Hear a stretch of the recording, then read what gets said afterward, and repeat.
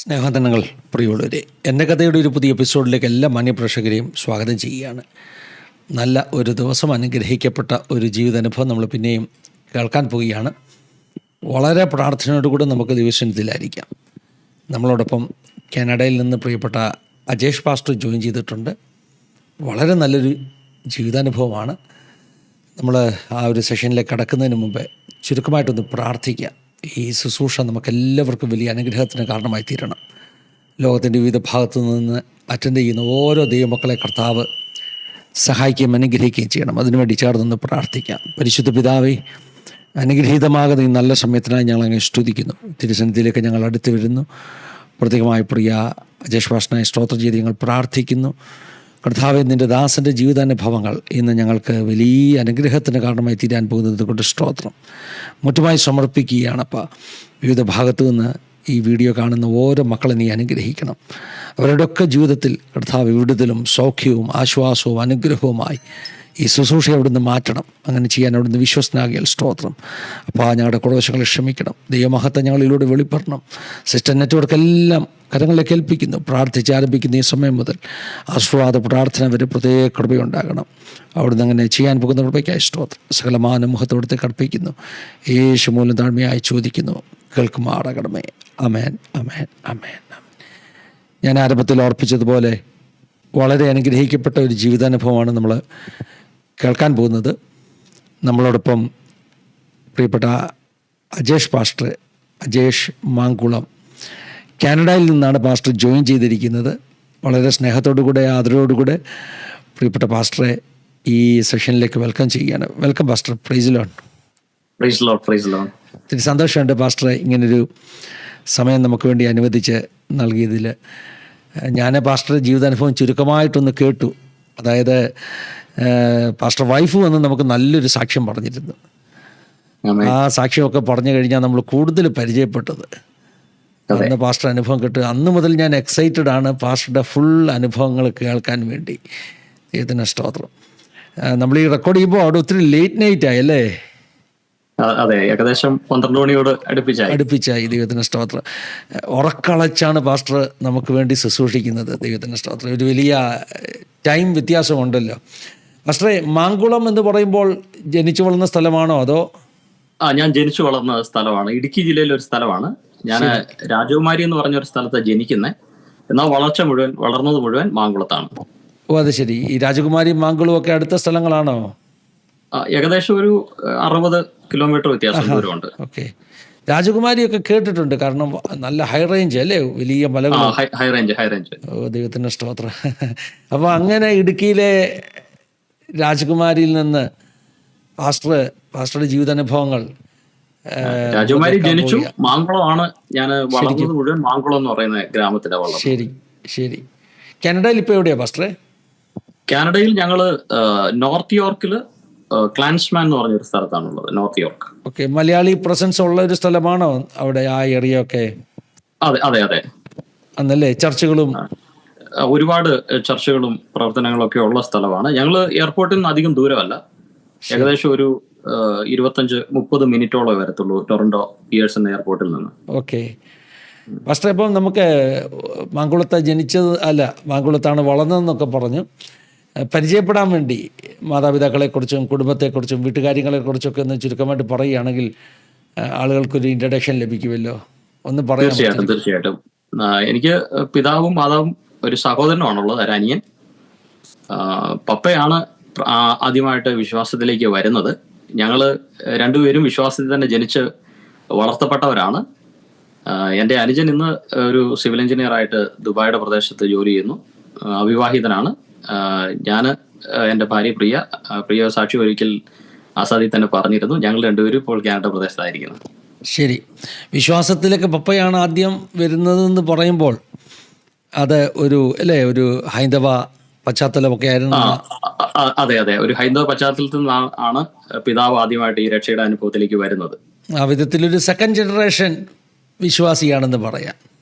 അതെ. ഞാൻ കണ്ടതും അറിഞ്ഞതും വളർന്നതും എല്ലാം ഈ ഒരു പെന്തക്കോസ്ത് അനുഭവത്തിൽ തന്നെയാണ്.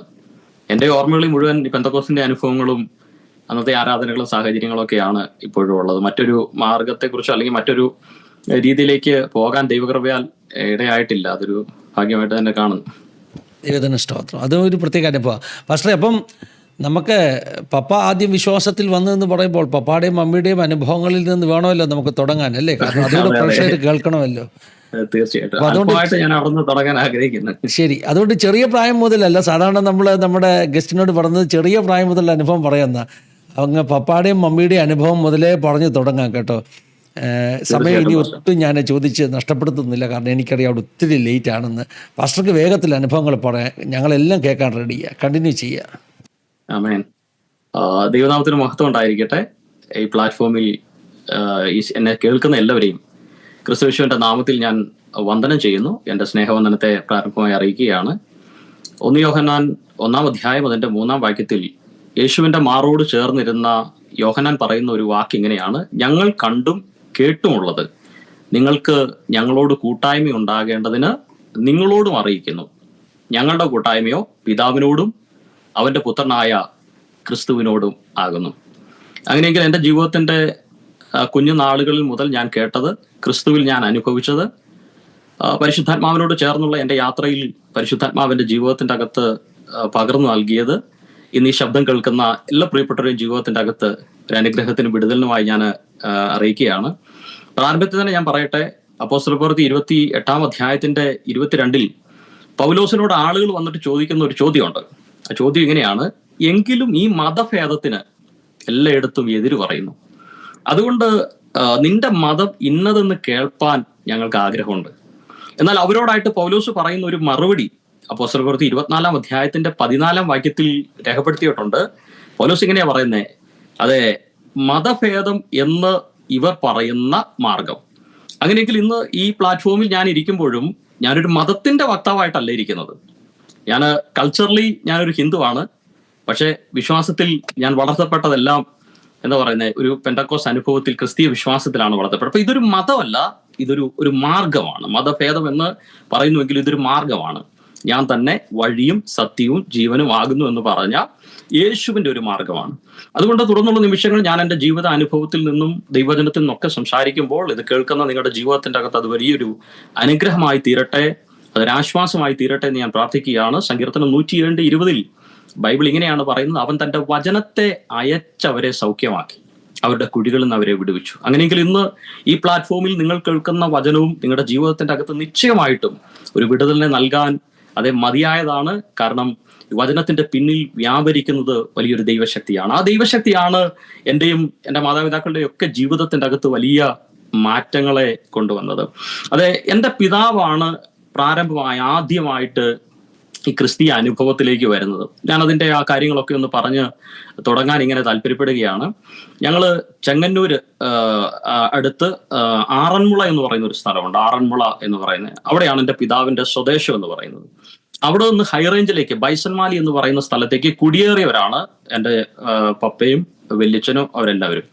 അവിടെ നിന്ന് പിന്നീട് ഒരു സാഹചര്യത്തിൽ മാങ്കുളം 80കളുടെ ആരംഭത്തിൽ 1980 ആ ആരംഭ കാലങ്ങളിൽ മാങ്കുളം എന്ന് പറയുന്ന ഇടുക്കി ജില്ലയിലെ മൂന്നാറിന്റെ അടുത്ത് മാങ്കുളം എന്ന് പറയുന്ന ഒരു സ്ഥലം, അവിടെ ഒരു മറ്റൊരു സ്ഥലമുണ്ട്, കുവൈറ്റ് സിറ്റി എന്ന് പറഞ്ഞൊരു സ്ഥലമൊക്കെ ഉണ്ട്. ആ കുവൈറ്റ് സിറ്റിയുടെ തൊട്ടടുത്ത് 96 എന്ന് പറയുന്ന ഒരു സ്ഥലത്ത് വസ്തു വാങ്ങി അങ്ങോട്ട് ചേക്കേറിയവരാണ് എൻ്റെ പിതാവും മാതാവും ഒക്കെ. അന്ന് അങ്ങോട്ട് പോകുന്ന സമയം, അവിടെ എത്തുന്ന സമയം ഒരു ഹൈന്ദവ പശ്ചാത്തലത്തിൽ തന്നെയായിരുന്നു പിതാവും മാതാവും ആയിരുന്നത്. ഞാനന്ന് ജനിച്ചിരുന്നില്ല.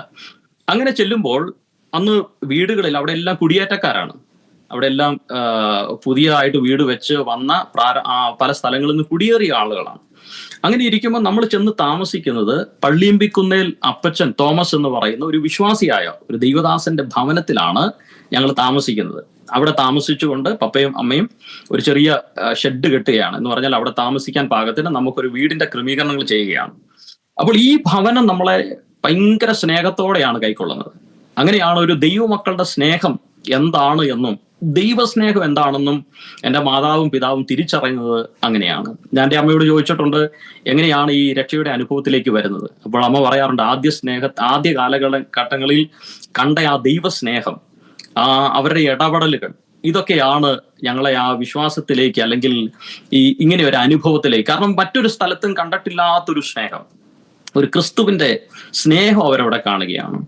അങ്ങനെ അവിടെ പ്രാർത്ഥനകളുണ്ട്. അന്ന് അവർ ആ താമസിക്കുന്ന സമയം ഉപവാസങ്ങളൊക്കെ നടന്നുകൊണ്ടിരിക്കുകയാണ്. അപ്പോൾ അവിടെ വരുന്ന പാസ്റ്റേഴ്സ് ഇവർക്ക് വേണ്ടി പ്രാർത്ഥിക്കും, ഇവരോട് ദൂത് പറയും, ദൈവം നിങ്ങൾക്കൊരു ആൺതലമുറയെ നൽകാൻ പോകുക. അന്ന് അവർക്ക് തലമുറകളായിട്ടില്ല, തലമുറയ്ക്ക് വേണ്ടി കാത്തിരിക്കുകയാണ്. എന്നാൽ ഇവരോട് മുന്നേ ഈ ദൂതുകൾ ഇങ്ങനെ പറയും, പ്രവചിച്ച് കാര്യങ്ങൾ പറയും, വീടിന്റെ സാഹചര്യങ്ങൾ പറയും. ആദ്യ കാലങ്ങളിലൊന്നും ഇവർക്കിത് മനസ്സിലായില്ല, ഇത് എങ്ങനെയാ പറയുന്നത്. പക്ഷെ പിന്നീട് മനസ്സിലായി ഇത് ദൈവാത്മാവിനാൽ ദൈവനിയോഗത്താൽ ശുശ്രൂഷകന്മാർ സംസാരിക്കുന്നതാണെന്ന് മനസ്സിലായി. അങ്ങനെ ഒരു വാഗ്ദത്തപ്രകാരം ജനിച്ച ഒരു തലമുറയാണ് ഇന്ന് നിങ്ങളോട് ഈ സാക്ഷ്യം പറഞ്ഞുകൊണ്ടിരിക്കുന്നത് ഞാൻ. എനിക്ക് അനന്തരമായിട്ട് കർത്താവ് ഒരു മകനെയും കൂടി അവർക്ക് നൽകി. ഞങ്ങൾ അങ്ങനെ 2 സഹോദരന്മാരാണ്. ദൈവകൃപയാൽ ഞാൻ അങ്ങനെ ഒരു പെന്തക്കോസ്തിന്റെ അനുഭവത്തിൽ വളർത്തപ്പെടുവാൻ കർത്താവ് ഇടയാക്കി.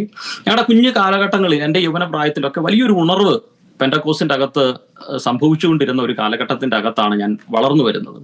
അന്ന് പരിശുദ്ധാത്മാവ് ദൈവവചനത്തെ അത്ഭുതങ്ങളാലും അടയാളങ്ങളാലും ഉറപ്പിച്ചു കൊണ്ടുപോകുന്ന ഒരു കാലഘട്ടം എന്ന് പറഞ്ഞാൽ, അന്ന് സഭകൾക്കകത്ത് അഭിഷേകത്തിന്റെ നിറവ്, ആത്മാവിന്റെ നിറവ്, മാനസാന്തരം, ഒരുപാട് സ്നാനങ്ങൾ, ഒരുപാട് പേര് ക്രിസ്തുവിലേക്ക് തിരിയുന്ന അനുഭവങ്ങൾ, ഇതൊക്കെ എൻ്റെ യൗവന പ്രായത്തിൽ തന്നെ ഒരുപാട് കാണാൻ ദൈവം ഇടയാക്കിയിട്ടുണ്ട്. അന്ന് ഈ കുഞ്ഞു പ്രായത്തിൽ തന്നെ ഞങ്ങളോട് മാതാപിതാക്കൾ പറഞ്ഞു തരുന്ന ഒരു കാര്യം, മക്കളെ, നിങ്ങൾ ദൈവാത്മാവിനാൽ നിറയപ്പെടണം, അഭിഷേകം പ്രാപിക്കണം, അന്യഭാഷ പ്രാപിക്കണം, ദൈവവചനം ധ്യാനിക്കണം, വചനം രാവും പകലും അതിനെ നിങ്ങൾ ആഹാരമാക്കണം.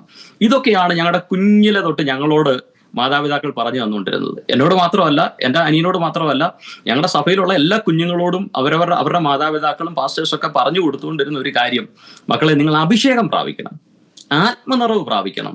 ഈ അഭിഷേകം എന്നൊക്കെ പറയുമ്പം ശരിക്കും ഈ വീണ്ടും ജനനം പ്രാപിക്കുന്നത് ആത്മാവിനല്ല, ശരിക്കും ദൈവവചനത്താലാണ് വീണ്ടും ജനനം നടക്കുന്നത്. അതാണ് 1 പത്രോസിന്റെ ലേഖനം 1-ാം അധ്യായം 23 പത്രോസ് പറയുന്ന ഒരു വാക്കുണ്ട്, കെടുന്ന ബീജത്താലല്ല, കെടാത്തതിനാൽ ജീവനുള്ളതും നിലനിൽക്കുന്നതുമായ ദൈവവചനത്താൽ നിങ്ങൾ വീണ്ടും ജനിച്ചിരിക്കുന്നു. അപ്പൊ നമ്മുടെ വീണ്ടും ജനനം നടന്നത് ദൈവവചനത്താലാണ്.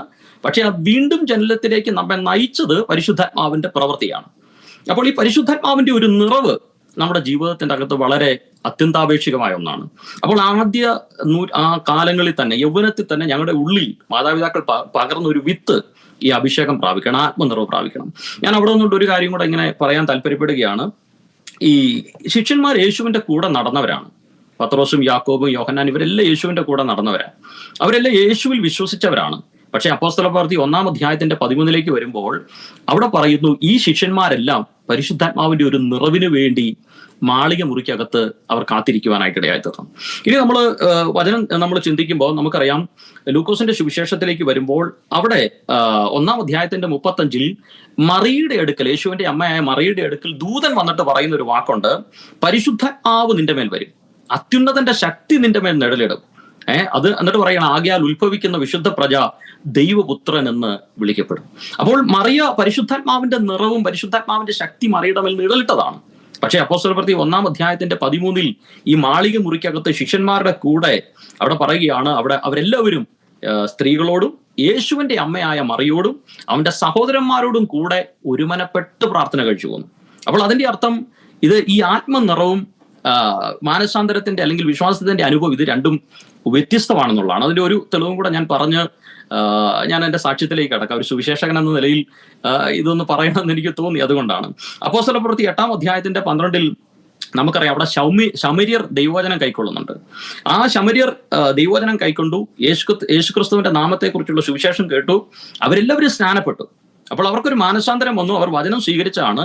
പക്ഷെ അവർ പരിശുദ്ധാത്മാവിന്റെ നിറവ് പ്രാപിച്ചില്ല എന്ന് താഴേക്കുള്ള വാക്യങ്ങളിൽ കാണുകയാണ്. അതിന്റെ 15-ാം വാക്യത്തിലേക്ക് വരുമ്പോൾ അവിടെ അപ്പോസ്തലന്മാർ ചെന്ന് ശമര്യർ പരിശുദ്ധാത്മാവിനെ പ്രാപിക്കേണ്ടതിന് വേണ്ടി അവർക്ക് വേണ്ടി പ്രാർത്ഥിക്കുകയാണ്. അപ്പോൾ അവര് ആത്മാവിന്റെ നിറവ് പ്രാപിച്ചു. അതുകൊണ്ട് ഞങ്ങളുടെ കുഞ്ഞില് ഞങ്ങൾ കേട്ടത് ഈ ആത്മനിറവ് പ്രാപിക്കണം. അപ്പൊ ഈ ബാല്യം മുതൽ ഞങ്ങൾ ഇതാ കേട്ടത്. അതുകൊണ്ട് ഞങ്ങളുടെ ഗെയിമുകൾ, ഇന്ന് പിള്ളേർ ക്രിക്കറ്റ് കളിക്കാൻ പോകും, അല്ലെങ്കിൽ മൊബൈലിൽ കളിക്കും. അന്ന് മൊബൈലില്ല.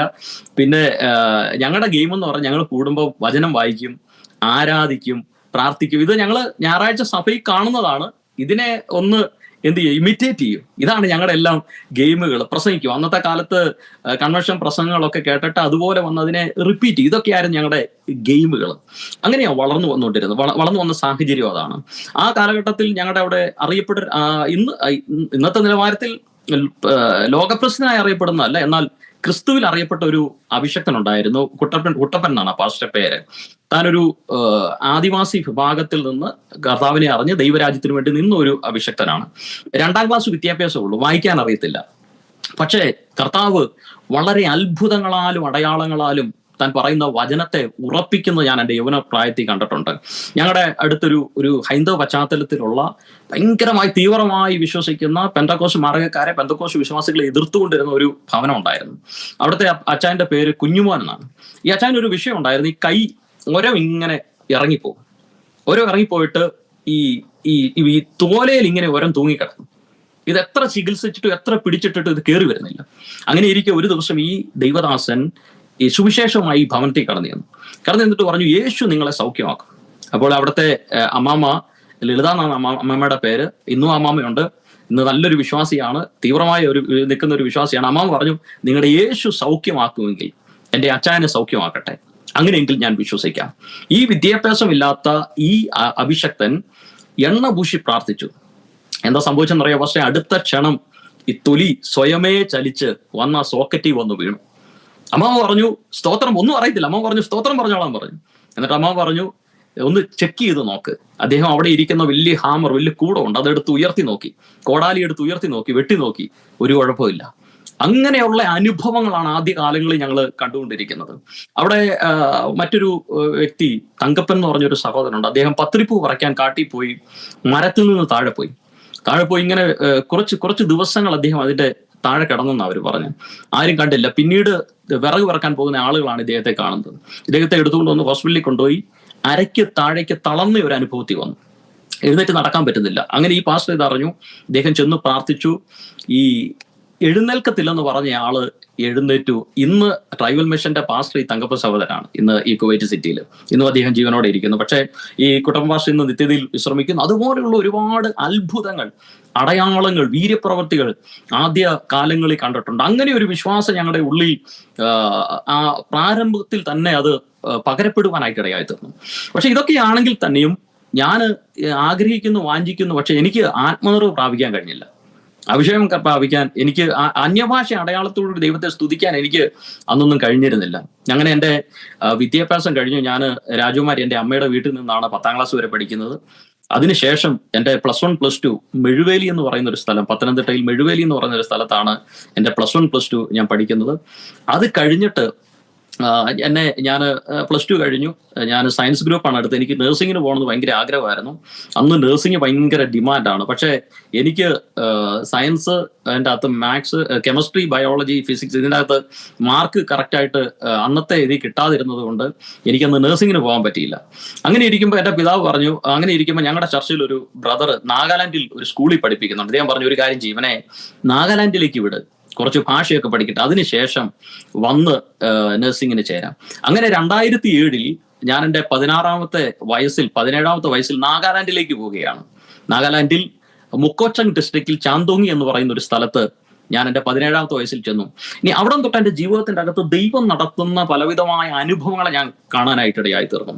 ഈ ശരിക്കും നമ്മൾ ഉൽപ്പത്തി പുസ്തകം നാം വായിക്കുമ്പോൾ, ഉൽപ്പത്തി പുസ്തകത്തിന്റെ 39ാം അധ്യായത്തിന്റെ 2 യഹോവ യോസേഫിനോട് കൂടെ ഉണ്ടായിരുന്നു, അവൻ കൃതാർത്ഥനായി മിസ്രൈമിനായി യജമാനന്റെ വീട്ടിൽ പാർത്തു എന്ന് തിരുവചനം പറയുകയാണ്. അതിന്റെ 4ാം വാക്യത്തിലേക്ക് വരുമ്പോൾ അവിടെ ഇങ്ങനെയാണ്, അത് യോസഫ് അവൻ ഇഷ്ടനായി ശുശ്രൂഷ ചെയ്തു, അവനെ ഗ്രഹവിചാരകനാക്കി, തനിക്കുള്ളതൊക്കെയും അവന്റെ കയ്യിൽ ഏൽപ്പിച്ചെന്ന് വചനം പറയുക. ഇന്ന് പറയുന്ന പോലെ ഞാൻ ഈ നാഗാലാൻഡിൽ ചെന്നപ്പം അവിടെ ആദ്യമായിട്ട് ചെല്ലുന്ന, പക്ഷെ എന്നെ അവിടെ ഒരു വാർഡനായിട്ടുള്ള ഒരു പൊസിഷനിലേക്ക് ഇവര് കൊണ്ടുപോയി എന്നെ പ്ലേസ്മെന്റ് ചെയ്തു. അതുപോലെ എൻ്റെ ജീവിതത്തിന്റെ അകത്ത് അതുപോലെ ദൈവത്താൽ ഉണ്ടായ ഒരു അനുഭവം, അത് ഞാൻ ഇതിന്റെ ഇടയ്ക്ക് കയറ്റി ഒന്ന് പറയാം. ഞാൻ 2012 ഇതുപോലെ ആന്ധ്രയിൽ ചെന്നു. ഒരു യോഗ്യതയുമില്ല. അവിടെ ഒരു 600ഓളം കുഞ്ഞുങ്ങൾ പഠിക്കുന്ന ഒരു സ്കൂളിന്റെ HM എന്ന് പറയുന്ന ഒരു പൊസിഷനിലേക്ക് കർത്താവ് എന്നെ പ്ലേസ് ചെയ്തിരുത്തി. ഞാൻ പറയുന്നതിന്റെ കാര്യം എന്ന് പറഞ്ഞാൽ, ദൈവത്തിനൊരു വ്യക്തിയെ ഒരു സ്ഥാനത്ത് കയറ്റണമെങ്കിൽ അവന്റെ വിദ്യാഭ്യാസമോ യോഗ്യതയോ കഴിവോ ഒന്നും ദൈവത്തിന് വിഷയമല്ല. ഹല്ലേലൂയ. ബൈബിൾ ഇങ്ങനെ പറയുന്നു, ഉന്നതനും മീതെ ഒരു ഉന്നതനും അവന്റെ മീതെ ഒരു അത്യുന്നതനും ജാഗരിക്കുന്നു. അത് രാജാവിന്റെ ഹൃദയം യഹോവയുടെ കയ്യിൽ നീർത്തോട് കണക്കിയിരിക്കുന്നു, തനിക്ക് ഇഷ്ടമുള്ളിടത്തൊക്കെയും അവൻ അതിനെ തിരിക്കുന്നു. ദൈവത്തിനൊരു വ്യക്തിയെ തിരിക്കാൻ പറ്റും. ദൈവത്തിനൊരു വ്യക്തിയെ ഏത് സ്ഥാനത്തേക്കും അതെ കയറ്റി ഇരുത്താൻ പറ്റും. അതിനൊരു ഉത്തമ ഉദാഹരണമാണ് ഞാൻ ആ പ്രിൻസിപ്പളിന്റെ ചെയറിൽ ഇരിക്കുമ്പോൾ ആ മറ്റ് അധ്യാപകരെയൊക്കെ ഓരോ കാര്യങ്ങൾ പറഞ്ഞ് അവരെ ഗൈഡ് ചെയ്യുമ്പോൾ ഞാൻ പലപ്പോഴും ചിന്തിച്ചിട്ടുണ്ട് യോസഫിന്റെ ഒക്കെ അനുഭവം, ദാനിയലിന്റെ ഒക്കെ അനുഭവം. കാരണം ഇവർ ദൈവത്തോടു കൂടെ നടന്നതാണ് അവരുടെ ഏറ്റവും വലിയ യോഗ്യത. ദൈവം അവരുടെ മേൽ പകർന്നതാണ് അവർക്കുണ്ടായിരുന്ന ജ്ഞാനം എന്ന് പറയുന്നത്. ബെസലേലിനെ കുറിച്ച് ബൈബിൾ പറയുന്നത് എങ്ങനെയാണ്? ദൈവാത്മാവിനാലുള്ള ഒരു ജ്ഞാനം അവന്റെ മേലുണ്ടായിരുന്നു. ദാനിയലിനെ കുറിച്ചും പറയുന്നതാണ്, ദൈവം അവന് സകല വിദ്യയിലും ജ്ഞാനത്തിലും അറിവ് കൊടുത്തു. അപ്പോൾ ദൈവം ഒരുവന്റെ മേലൊരു ജ്ഞാനം പകർന്നാൽ, ദൈവം ഒരുവനെ ഉയർത്തിയാൽ അതിന്റെ പിന്നിൽ ഒരു ശക്തിക്കും ഒരു വ്യക്തിക്കും അതിനെ തടയാൻ പറ്റത്തില്ല. അതിനൊരു ഉത്തമ ഉദാഹരണമാണ്. എനിക്ക് വിദ്യാഭ്യാസമില്ല, യോഗ്യതകളില്ല, പക്ഷേ ദൈവം അവിടെ കൊണ്ടുപോയി പ്ലേസ് ചെയ്തു. അതുകൊണ്ട് ഇന്ന് ഈ ശബ്ദം കേൾക്കുന്ന നിങ്ങളിൽ ആരെങ്കിലും ഏതെങ്കിലും ഒരു വിഷയത്തിന്റെ അകത്ത് എങ്ങനെയായിത്തീരും, എന്തായിത്തീരും എന്ന് ഭാരപ്പെടുന്നെങ്കിൽ ഞാൻ എൻ്റെ അനുഭവത്തിൽ നിന്ന് പറയട്ടെ, നിങ്ങൾ കർത്താവിനെ സേവിക്കുന്നവരെങ്കിൽ നിങ്ങൾ പോലും ചിന്തിക്കാത്ത മേഖലകളിൽ നിങ്ങളെ ഉയർത്താൻ, നിങ്ങളെ ആദരിക്കാൻ കർത്താവ് മതിയായവനാണ്. യോസെഫ് പോലും ചിന്തിക്കാത്ത സമയത്ത് ബൈബിൾ ഇങ്ങനെ പറയുന്നത്, പെട്ടെന്ന് ഫറവോൻ യോസെഫിനെ ആളയച്ചു വരുത്തി. അവന്റെ വസ്ത്രം മാറി, അവന്റെ തലക്ഷൗരം ചെയ്യിച്ചു, അവനെ രാജാവിന്റെ അടുക്കൽ എത്തിക്കുവാനായിട്ട് ഇടയാത്ത. അവൻ പോലും ചിന്തിച്ചു, അവൻ കുണ്ടറയെ കിടക്കുക, അവൻ പോലും സാഹചര്യം തിരിഞ്ഞു ചിന്തിച്ചില്ല. പക്ഷേ ആ സാഹചര്യത്തിൽ അവൻ ദൈവത്തിനു വേണ്ടി നിന്നതുകൊണ്ട്, ദൈവത്തെ സ്നേഹിച്ചതുകൊണ്ട് അവന്റെ കുണ്ടറയെ ഒരു കൊട്ടാരത്തിന്റെ അനുഭവമാക്കി ദൈവം മാറ്റിയതുപോലെ നിങ്ങളുടെ ജീവിതത്തിന്റെ കുണ്ടറകളെ മാറ്റാൻ ഞാൻ സേവിക്കുന്ന യേശു കർത്താവ് മതിയായവനാണ്. അതുകൊണ്ട് വിശ്വസിക്കുക. അപ്പൊ ഞാൻ എൻ്റെ സാക്ഷ്യത്തിലേക്ക് മടങ്ങി വരാം. ഞാൻ അവിടെ +2 പഠിച്ചു. അതിനുശേഷം നാഗാലാൻഡിൽ പോയി. അവിടെ നിന്ന് തിരിച്ചു വന്ന സമയത്താണ് നമ്മുടെ കൊച്ചിയിൽ റെയ്നാഡ് ബോംഗെ എന്ന് പറയുന്ന കർത്താവിന്റെ ദാസൻ വരുന്നത്. എന്റെ പിതാവ് ഈ റെയ്നാഡ് ബോംഗയുടെ മീറ്റിങ്ങിന് എന്നെയും കൂടെ കൊണ്ടുപോയി. അന്ന് ആ മീറ്റിങ്ങിലാണ് എൻ്റെ ഉള്ളിൽ ആദ്യമായിട്ടൊരു മോഹം വരുന്നത്, തിരുവചനം പഠിക്കണം, ബൈബിൾ കോളേജിൽ പഠിക്കണം, ഒരു സുവിശേഷകനായി തീരണമെന്നുള്ളൊരാഗ്രഹം എനിക്ക് അന്നാണ് ഉണ്ടാകുന്നത്. അതിനുശേഷം ഞാൻ new life biblical seminary Cheruvakkal Ayoor pastor Johnson Daniel അദ്ദേഹത്തിന്റെ സെമിനാരിയിൽ ദൈവവചന പഠനത്തിന് വേണ്ടി പോയി. ഞാൻ ചെന്നപ്പോൾ സാഹചര്യങ്ങൾ നേരെ വിഭിന്നമായിരുന്നു. ഞാൻ ചിന്തിച്ചു ആരാധന, പ്രാർത്ഥന, തിരുവചന ധ്യാനം ഇങ്ങനെ ഒരു അനുഭവമായിരിക്കും ചിന്തിച്ചപ്പം നേരെ വിഭിന്നമായൊരു സാഹചര്യം. എന്നാൽ ഞാൻ അവിടെ കഷ്ടപ്പെട്ട് 2 വർഷം പിടിച്ചു നിന്നു. അതിനുശേഷമാണ് ഞാൻ ഈ പറഞ്ഞ ആന്ധ്രയിലേക്ക് ഞാൻ അവിടെ നിന്ന് പലായനം ചെയ്യുന്നത്. എന്നാൽ പിന്നീട് ദൈവസ്നേഹം എന്നെ വീണ്ടും നിർബന്ധിച്ച് പിന്നെയും എന്നെ മടക്കി കൊണ്ടുവരാനായിട്ട് ഇടയായിത്തീർന്നു. ഞാൻ വീണ്ടും തിരുവചനം പഠിച്ചു, തൃശ്ശൂരിൽ പഠിച്ചു, വചനം പൂർത്തീകരിച്ചു, വചന പഠനം പൂർത്തീകരിച്ചു. അങ്ങനെ പൂർണ്ണമായ സുവിശേഷ വേലയ്ക്ക് 2013 പൂർണ്ണമായ സുവിശേഷ വേലയ്ക്ക് ഞാൻ ഇറങ്ങുവാനായിട്ട് ഇടയായിത്തീർന്നു. ഈ 2013 ഞാൻ എൻ്റെ കുഞ്ഞിലെ മുതൽ ദൈവത്തിന്റെ അസാധാരണമായൊരു ഫേവർ എൻ്റെ ജീവിതത്തിന്റെ അകത്ത് ഞാൻ കാണുന്നുണ്ട്. ഞാൻ ഈ സുവിശേഷ വേലയ്ക്ക് ഇറങ്ങിയ നാൾ മുതൽ ഇന്ന് വരെ അനുദിനം കർത്താവിന്റെ വലിയ ഫേവറുകളെ ഞാൻ കാണുന്നുണ്ട്. നഹൂം 1:7 ബൈബിൾ ഇങ്ങനെയാ പറയുന്നത്, യഹോവ നല്ലവനും കഷ്ട ദിവസത്തിൽ ശരണമാകുന്നു, തങ്കൽ ആശ്രയിക്കുന്നവരെ അവൻ അറിയുന്നു. ഇന്ന് ഈ ശബ്ദം കേൾക്കുന്ന പ്രിയമുള്ളവരെ, നമ്മളെ അറിയൂന്ന് പറഞ്ഞിട്ടും അറിയാത്ത ഒരുപാട് പേരുണ്ടാകാം. പക്ഷേ നമ്മുടെ കർത്താവിന്റെ പ്രത്യേകത, അവൻ അറിയുന്നു എന്ന് പറഞ്ഞാൽ അവൻ അറിയുന്ന ദൈവമാണ്. തങ്ങളെ ആശ്രയിക്കുന്ന ഒരുവനെ അറിയുന്ന ഒരു കർത്താവാണ്. ബൈബിൾ ഇങ്ങനെയല്ലേ പറയുന്നത്, അവങ്കിലേക്ക് നോക്കിയവർ പ്രകാശിതരായി അവരുടെ മുഖം ലജ്ജിച്ചു പോയെന്ന്. ഈ കർത്താവിനെ അറിഞ്ഞത് മുഖേന, ഈ കർത്താവിന്റെ നാമത്തിന് വേണ്ടി നിന്നത് മുഖേന ഇന്നയോളം കർത്താവ് നിന്നാപാത്രമായി തീരാതെ വണ്ണം, ലജ്ജിക്കാതെ വണ്ണം കർത്താവ് അത്ഭുതകരമായി നടത്തുകയാണ്. 2013 ബൈബിൾ കോളേജ് കഴിഞ്ഞു. ഞങ്ങൾ ഫെയ്ത്ത് ഫോളോവേഴ്സ് ഇന്റർനാഷണൽ മിനിസ്ട്രീസ് എന്ന് പറഞ്ഞ പേരിൽ ഒരു ചെറിയൊരു ഗ്രൂപ്പ് ഞങ്ങൾ ഇങ്ങനെ സ്റ്റാർട്ട് ചെയ്തു. ഞങ്ങൾ യൗവനക്കാർ കൂടി ഒരു ഗ്രൂപ്പ് സ്റ്റാർട്ട് ചെയ്തു. അതിനുശേഷം ഞങ്ങൾ വിവിധ സ്ഥലങ്ങളിൽ, വിവിധ ദേശങ്ങളിൽ മീറ്റിങ്ങുകൾ സംഘടിപ്പിക്കും, സുവിശേഷം അറിയിക്കും, അങ്ങനെയുള്ള കാര്യങ്ങളൊക്കെ ചെയ്തുകൊണ്ട് ഞങ്ങൾ പോവുകയാണ്. ഏകദേശം കുറെ യൗവനക്കാർ മാത്രം. അങ്ങനെ ഞങ്ങൾ തമിഴ്നാടിന്റെ പ്രദേശത്ത് പോണ്ടിച്ചേരി, അങ്ങനെ തമിഴ്നാടിൽ പോണ്ടിച്ചേരി, അതുപോലെ ഒഡീസ, ഇതുപോലെയുള്ള വിവിധ സ്ഥലങ്ങളിൽ, ഇന്ത്യയുടെ വിവിധ സംസ്ഥാനങ്ങളിൽ സുവിശേഷമായി പോകാൻ സഹായിച്ചു. എൻ്റെ ഈ പ്രായത്തിൽ ഇന്ത്യയുടെ ഏകദേശം 20ഓളം സംസ്ഥാനങ്ങളിൽ സുവിശേഷവുമായി കടന്നു ചെല്ലാൻ കർത്താവ് എനിക്ക് ഭാഗ്യം നൽകി. അത് ചെറുതും വലുതുമായ ഒരുപാട് സഭകൾക്കകത്ത് ദൈവത്തിന്റെ നാമത്തെ ഉയർത്താൻ കർത്താവ് എനിക്ക് എൻ്റെ ജീവിതത്തിന്റെ അകത്ത് ഭാഗ്യം ചെയ്തു. ഈ ചെറിയ സംഘടന ഞങ്ങൾ തുടങ്ങുമ്പോൾ, അല്ലെങ്കിൽ ഇങ്ങനെ ഒരു ഗ്രൂപ്പ് ഞങ്ങൾ തുടങ്ങുമ്പോൾ, ഞങ്ങൾ എന്താ പറയുന്നത്, ഇത് തുടങ്ങി കഴിയുമ്പോൾ കഴിഞ്ഞ ഓരോ സ്ഥലത്തേക്ക് പോകുമ്പോൾ എന്തെന്നൊക്കെ ചിന്തിക്കും, ഇതിന്റെ സാമ്പത്തികമായ കാര്യം. പക്ഷെ അതത് സമയത്ത് ദൈവം ഓരോ വാതിലുകൾ തുറന്നു തന്ന് അത്ഭുതകരമായ ആ മീറ്റിങ്ങിനെ മുന്നോട്ട് കൊണ്ടുപോയി. അങ്ങനെ ഇരിക്കുന്ന സമയത്താണ് 2018 അവസാനം കോവിഡ് സ്റ്റാർട്ട് ചെയ്യുന്ന സമയം ഞാൻ ബാംഗ്ലൂരിൽ ചെന്നുപെട്ടു. ശരിക്കും ബാംഗ്ലൂരിൽ ചെല്ലുന്നത് ഞാനൊരു 21 ദിവസം ഉപവസിക്കാൻ വേണ്ടിയാണ് ബാംഗ്ലൂരിൽ ഞാൻ ചെല്ലുന്നത്. ബാംഗ്ലൂരിൽ ചെല്ലുന്ന സമയം പെട്ടെന്ന് ലോക്ക്ഡൗൺ ആയി. എനിക്ക് അവിടെ നിന്ന് പോകാൻ പറ്റാത്ത ഒരു സാഹചര്യമായി. പക്ഷെ ഞാൻ പറയട്ടെ, അതെന്റെ ജീവിതത്തിന്റെ അകത്ത് വലിയൊരു ബ്രേക്ക് ത്രൂ ആക്കി കർത്താവ് മാറ്റി. ബാംഗ്ലൂരിൽ നിന്ന് ഞാൻ പിന്നെ തിരിച്ച് നാട്ടിലേക്ക് പോകുന്നത് ഏകദേശം 2.5 വർഷം കഴിഞ്ഞിട്ടാണ്. 2.5 വർഷത്തോളം ബാംഗ്ലൂരിൽ ഞാൻ ഉണ്ടായിരുന്നു. ബാംഗ്ലൂരിൽ രഹബോത്ത് ഇൻസ്റ്റിറ്റ്യൂഷൻ ഓഫ് നഴ്സിംഗ് എന്ന് പറയുന്ന സിബി അലക്സാണ്ടർ എന്ന് പറയുന്ന ഒരു ദേവദാസന്റെ നേതൃത്വത്തിലുള്ള ഒരു നഴ്സിംഗ് കോളേജാണ്. ആ കോളേജിനോട് ബന്ധപ്പെട്ട് ചെറിയൊരു പ്രാർത്ഥനാ യോഗങ്ങൾ നടത്താനും അതിനോട് ചേർന്ന് നിന്നുകൊണ്ട് കുട്ടികൾക്ക് വചനം പറഞ്ഞു കൊടുക്കാനും ഒരു പ്രാർത്ഥനയെ നയിക്കാനൊക്കെ ദൈവം ഒരു ഭാഗ്യം അവിടെ നൽകി. അത് ദൈവത്തിന്റെ പ്രവൃത്തി എന്ന് ഞാൻ പറയട്ടെ. ഈ 2019, 20, 21 കാലഘട്ടങ്ങളിൽ കോവിഡിന് ശേഷം ഇന്നയോളം ഏകദേശം 75-ലധികം കുഞ്ഞുങ്ങൾ ജലത്തിൽ കർത്താവിനെ സാക്ഷീകരിച്ച് കർത്താവിന് വേണ്ടി നിൽക്കാൻ വലിയൊരു ഭാഗ്യം കർത്താവ് ആ ദേശത്ത് കർത്താവ് ഇടയാക്കി. അങ്ങനെ വലിയൊരു ഉണർവ് യൗവനക്കാരുടെ ഇടയിൽ നടക്കുന്നത് കാണാൻ ദൈവം ഭാഗ്യം ചെയ്തു. അവിടെ നിന്നാണ് എൻ്റെ ലൈഫിന്റെ അസാധാരണമായ വഴിത്തിരിവുകൾ ഉണ്ടാകുന്നത്. ഒരുപാട് അഭിഷക്തന്മാരുമായിട്ടുള്ള ബന്ധങ്ങൾ എനിക്ക് അവിടെ വെച്ചാണ് ഉണ്ടാകുന്നത്. അവിടെ വെച്ചാണ് ഞാൻ ഒരുപാട് അഭിഷക്തന്മാർക്ക് തർജ്ജിമ ചെയ്യാനായിട്ട് തുടങ്ങുന്നത്. എനിക്ക് ഭാഷ, ഞാൻ മലയാളം മീഡിയത്തിൽ പഠിച്ച ആളാണ്. പക്ഷേ ദൈവകൃപയാൽ എനിക്ക് മലയാളത്തിൽ ഇംഗ്ലീഷിലേക്ക് മെസ്സേജ് ട്രാൻസ്ലേറ്റ് ചെയ്യാനുള്ള ഒരു കൃപ ദൈവം നൽകി. തെലുങ്കിൽ നിന്ന് മലയാളത്തിലേക്കും തെലുങ്കിലേക്ക് ട്രാൻസ്ലേറ്റ് ചെയ്യാനുള്ള ഒരു കൃപ ദൈവം നൽകി. അങ്ങനെ ഹിന്ദിയിൽ നിന്ന് മലയാളത്തിലേക്ക്, അതുപോലെയുള്ള വിവിധ ഭാഷകൾ ദൈവം പഠിപ്പിച്ചു. അങ്ങനെയുള്ള ഒരു തലത്തിലേക്കൊക്കെ കർത്താവ് ആ ദിനങ്ങളിൽ നടത്തുവാനായിട്ടിടയായി തീർന്നു. പിന്നെ ഞാൻ പറയട്ടെ, ഇപ്പം ഞാൻ ആദ്യം പറഞ്ഞല്ലോ, ഞാൻ അഭിഷേകം പ്രാപിച്ചിരുന്നില്ല എന്ന്. ഞാൻ +2 കഴിഞ്ഞു, ബൈബിൾ കോളേജിൽ പോയി. ബൈബിൾ കോളേജിൽ കഴിഞ്ഞിട്ടും എനിക്ക് അന്യഭാഷ അടയാളത്തോടുകൂടി ആത്മനിറവ് എന്നിലില്ലായിരുന്നു. ഞാൻ സുവിശേഷ വേല ചെയ്യുന്നുണ്ട്, ഞാൻ കർത്താവിന് വേണ്ടി പ്രയോജനപ്പെടുന്നുണ്ട്, പക്ഷെ ഇങ്ങനെ ഒരു അനുഭവം എനിക്ക് ഇല്ലായിരുന്നു.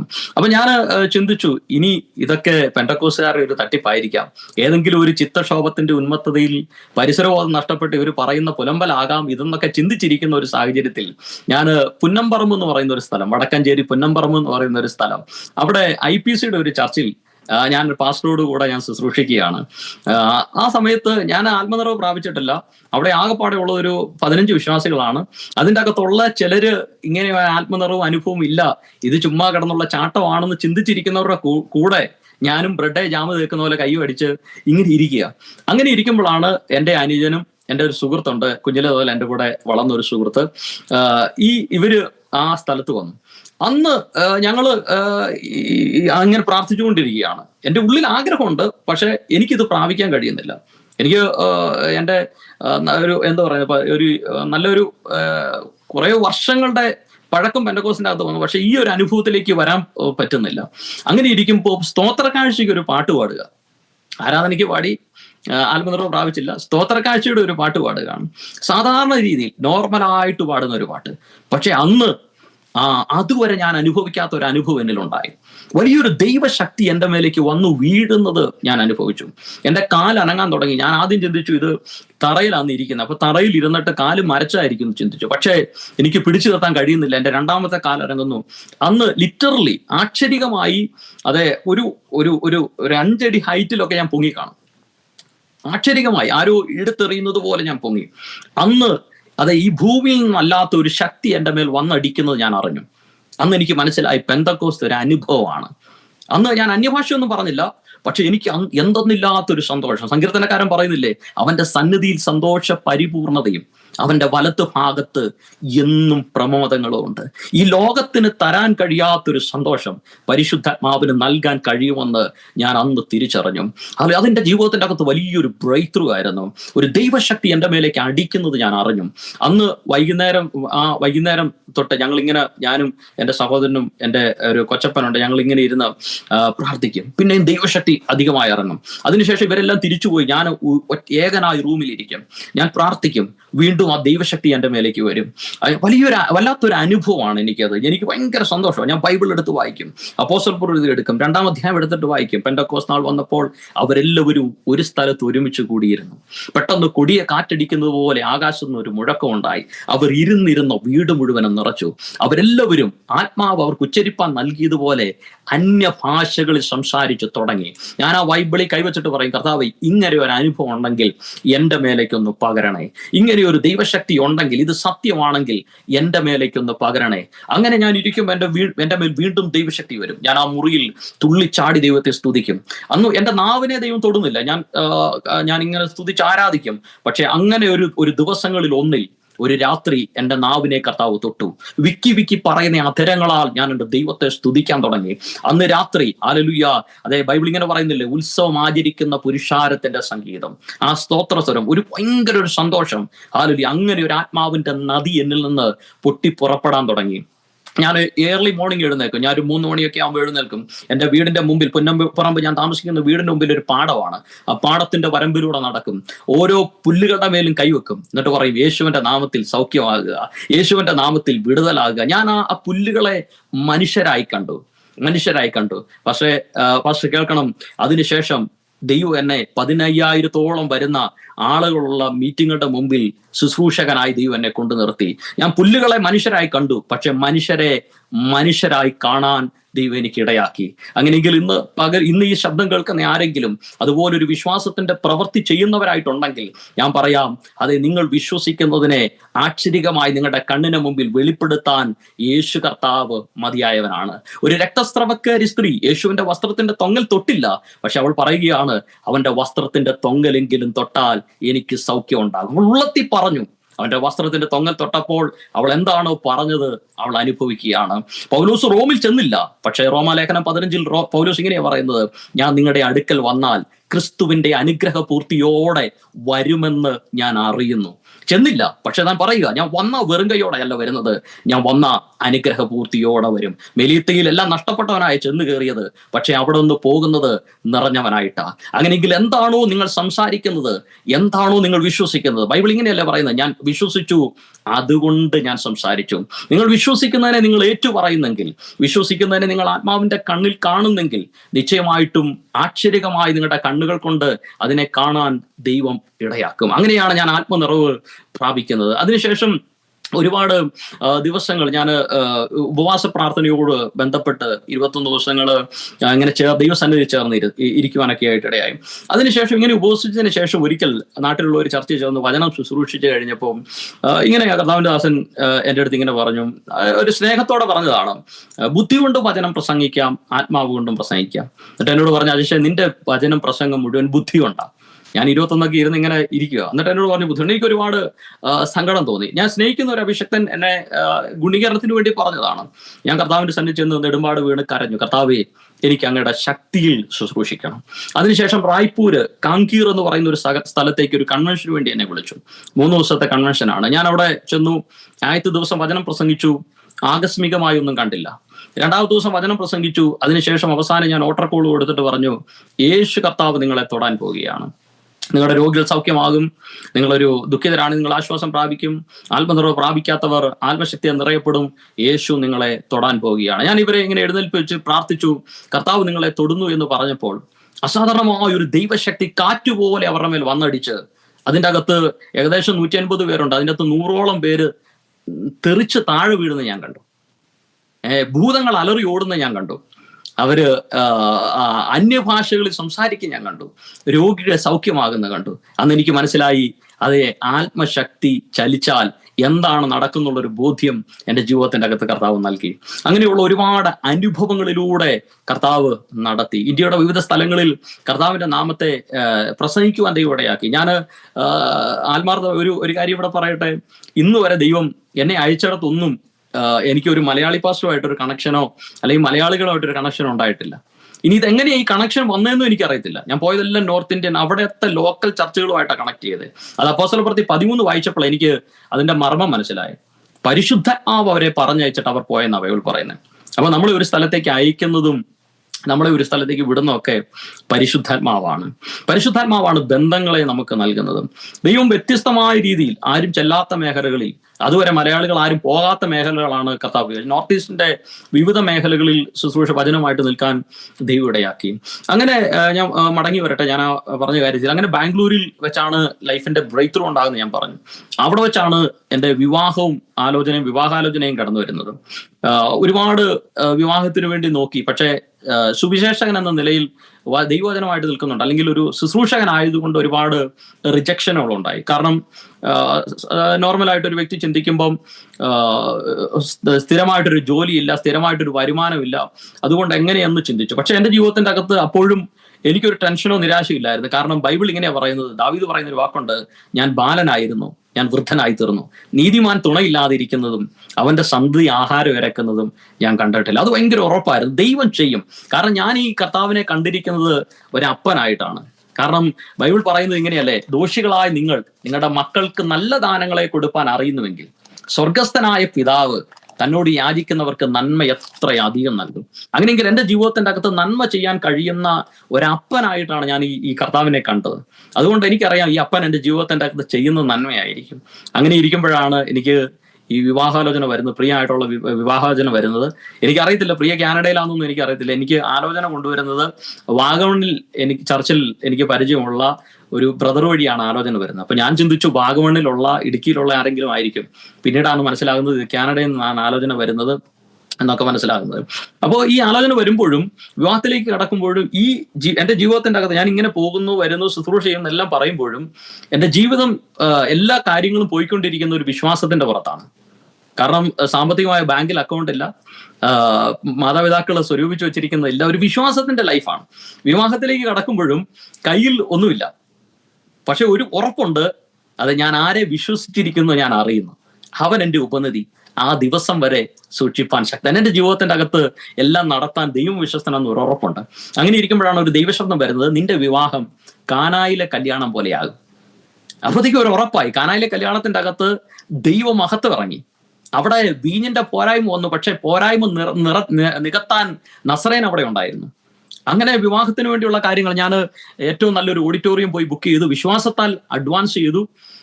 മറ്റു കാര്യങ്ങളെല്ലാം വിശ്വാസത്താൽ അല്പം പണം ഉണ്ടായിരുന്നെല്ലാം കൊടുത്ത് ഓരോ സ്ഥലത്തും അഡ്വാൻസ് കൊടുത്ത് ഇങ്ങനെ കാത്തിരിക്കുക. വിവാഹത്തിന്റെ നാളുകൾ ഇങ്ങനെ അടുത്തടുത്ത് വന്നുകൊണ്ടിരിക്കുന്നു. ഏകദേശം 1 മാസം കൂടെ ഉള്ളൂ ഇനി വിവാഹത്തിന്. പണമൊന്നും കയ്യിലില്ല.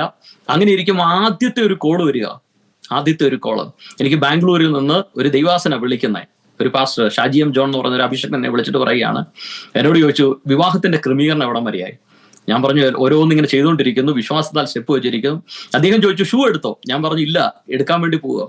അദ്ദേഹം എന്നോട് പറഞ്ഞ വാക്ക് ഇങ്ങനെയാണ്, ഏറ്റവും നല്ലൊരു ഷൂ പോയി എടുക്കുക, കൂടെ ഒരു ബെൽറ്റും എടുത്തോ, ഞാൻ അതിനു വേണ്ടിയുള്ള ഫണ്ട് തരാം. ആദ്യത്തെ ഓപ്പണിംഗ് ദൈവം ചെയ്യുക. രണ്ടാമത് എനിക്ക് സ്യൂട്ട് തയ്ക്കാൻ പോകണം. ഞാൻ വിശ്വാസത്താൽ ഒരു സ്ഥലത്ത് ചെന്നു, സ്യൂട്ടിന്റെ അളവെടുത്തു. എന്നെ പോലെയുള്ള ഒരു വ്യക്തിക്ക് 4 മീറ്റർ തുണി വേണം 3 പീസ് സ്യൂട്ട് തയ്ക്കാൻ. ഞാൻ എടുത്ത തുണി 1 മീറ്ററിന് 1050 രൂപ, 4 മീറ്ററിന് ഏകദേശം 4200 രൂപ വരും. പക്ഷെ എൻ്റെ കയ്യിൽ അത്രയും പണമില്ല. ഞാൻ നോക്കിയപ്പോൾ എൻ്റെ അക്കൗണ്ടിൽ 2000 എടുത്തുണ്ട്. എൻ്റെ കൂടെ ഒരു പാസ്റ്ററിന്റെ 3 പിള്ളേരുണ്ട്, അവർക്ക് ഫുഡ് മേടിച്ചു കൊടുക്കണം തിരിച്ചു പോകുമ്പോൾ ഞാൻ അവർക്ക് ഫുഡ് മേടിച്ചു കൊടുത്ത് വീട്ടിൽ ചെന്നു. പക്ഷെ ഞാൻ അവരോട് പറഞ്ഞ ഒരു കാര്യമുണ്ട്, നിങ്ങൾ ഈ തുണി എടുക്കണം, ഇതാ എനിക്ക് ഇഷ്ടപ്പെട്ടത്. നാളെ രാവിലെ നിങ്ങളുടെ അക്കൗണ്ടിലേക്ക് പൈസ വരും. പിറ്റേ ദിവസം രാവിലെ ഞാൻ ഫോൺ എടുക്കുമ്പോൾ എൻ്റെ ഫോണിലേക്ക് ഒരു വോയിസ് മെസ്സേജ് വരികയാണ്, മോനെ, ഒരു 25,000 കുറയാത്ത തുക നിന്റെ അക്കൗണ്ടിലേക്ക് ഇട്ടിട്ടുണ്ട്, നിന്റെ സൂട്ട് എഴുതിയിരിക്കട്ടെ. ഞാൻ ആരോടും പറഞ്ഞില്ല ഞാൻ സൂട്ട് എടുക്കാൻ പോയെന്ന്. ഒരു വ്യക്തിക്ക് അറിയത്തില്ല, ഈ കുഞ്ഞുങ്ങൾക്കല്ലാതെ വേറെ ആർക്കും അറിയത്തില്ല, ഇവർക്കാർക്കും ബന്ധമില്ലാത്ത, എനിക്ക് ബന്ധമുണ്ട് പക്ഷെ ഇവർക്ക് ബന്ധമില്ല, ഞാൻ പറയാത്തൊരു വ്യക്തി ഈ പണം എനിക്ക് വേണ്ടി കിട്ടും. ഞാൻ പറഞ്ഞില്ലേ, യഹോവ നല്ലവനും കഷ്ട ദിവസത്തിൽ ശരണമാകുന്നു, തങ്കൽ ആശ്രയിക്കുന്നവരെ അവൻ അറിയുന്നു. നമ്മുടെ ആവശ്യങ്ങളെ മുന്നമേ അറിയുന്ന ഒരു കർത്താവ്, നമ്മുടെ അവസ്ഥകളെ, സാഹചര്യങ്ങളെ മുന്നമേ അറിയുന്ന ഒരു കർത്താവ്. നമുക്ക് എവിടെ ആവശ്യം, എങ്ങനെയാ, ഏത് മേഖലയിലാണ് നാം ഞെരുങ്ങുന്നത്, അതല്ല പറഞ്ഞ അവൻ നിന്റെ ഹൃദയ നിരൂപണമൊക്കെയും ദൂരത്തു നിന്ന് അറിയുന്നു. അത് ദൂരത്തു നിന്ന് ഗ്രഹിക്കുന്ന ഒരു ദൈവം. നമ്മുടെ ഹൃദയത്തിന്റെ നൊമ്പരങ്ങൾ, നമ്മുടെ വേദനകൾ, നമ്മുടെ ആകുലതകളെ എല്ലാം അറിയുന്ന ഒരു നല്ല കർത്താവ്. അങ്ങനെ വിവാഹത്തിന്റെ ഓരോ കാര്യങ്ങളും, അതിന്റെ ഓഡിറ്റോറിയത്തിന്റെ പണമാകട്ടെ, ക്യാമറയുടേതാകട്ടെ, എല്ലാം അത് A to Z 1 രൂപ പോലും നമ്മുടെ കയ്യിൽ നിന്ന് എടുക്കാൻ ഇടവരുത്താതെ മനോഹരമായി കർത്താവ് ഇതെല്ലാം ചെയ്തു. ഞാൻ ഇതുവരെ കണ്ടിട്ടില്ലാത്ത വ്യക്തികൾ വിവാഹത്തിനു വേണ്ടി ഞങ്ങളെ വിവാഹത്തിനു വേണ്ടി ഞങ്ങൾക്ക് നന്മ നൽകിയവരുണ്ട്. അങ്ങനെ അത്ഭുതകരമായി ദൈവം ആ വിവാഹം നടത്തുവാനായിട്ട് ഇടയായി തീർന്നു. അതിനനന്തരമായി ഞാൻ വിവാഹത്തിന് തൊട്ട് മുമ്പ് എനിക്കൊരു വാഹനം മാറണം എന്നൊരു ആഗ്രഹമുണ്ട്. എൻ്റെ കയ്യിൽ അന്ന് ഒരു ആൾട്ടോ 800 കാറാണ് ഇരിക്കുന്നത്. ഞാൻ എപ്പോഴും ഞാൻ വിശ്വാസത്തിന്റെ ഒരു പ്രവൃത്തി ചെയ്യും. വിശ്വാസത്തിനൊരു പ്രവൃത്തിയുണ്ട്. അതല്ലേ ബൈബിൾ പറഞ്ഞു, ഞാൻ വിശ്വസിച്ചു അതുകൊണ്ട് ഞാൻ സംസാരിച്ചു. വിശ്വാസത്തിനൊരു ഒരു ഒരു പ്രവൃത്തിയുണ്ട്. ഞാൻ എല്ലാ ഷോറൂമിലും പോയി എനിക്ക് ഇഷ്ടപ്പെട്ട വാഹനങ്ങൾ ഇങ്ങനെ നോക്കും.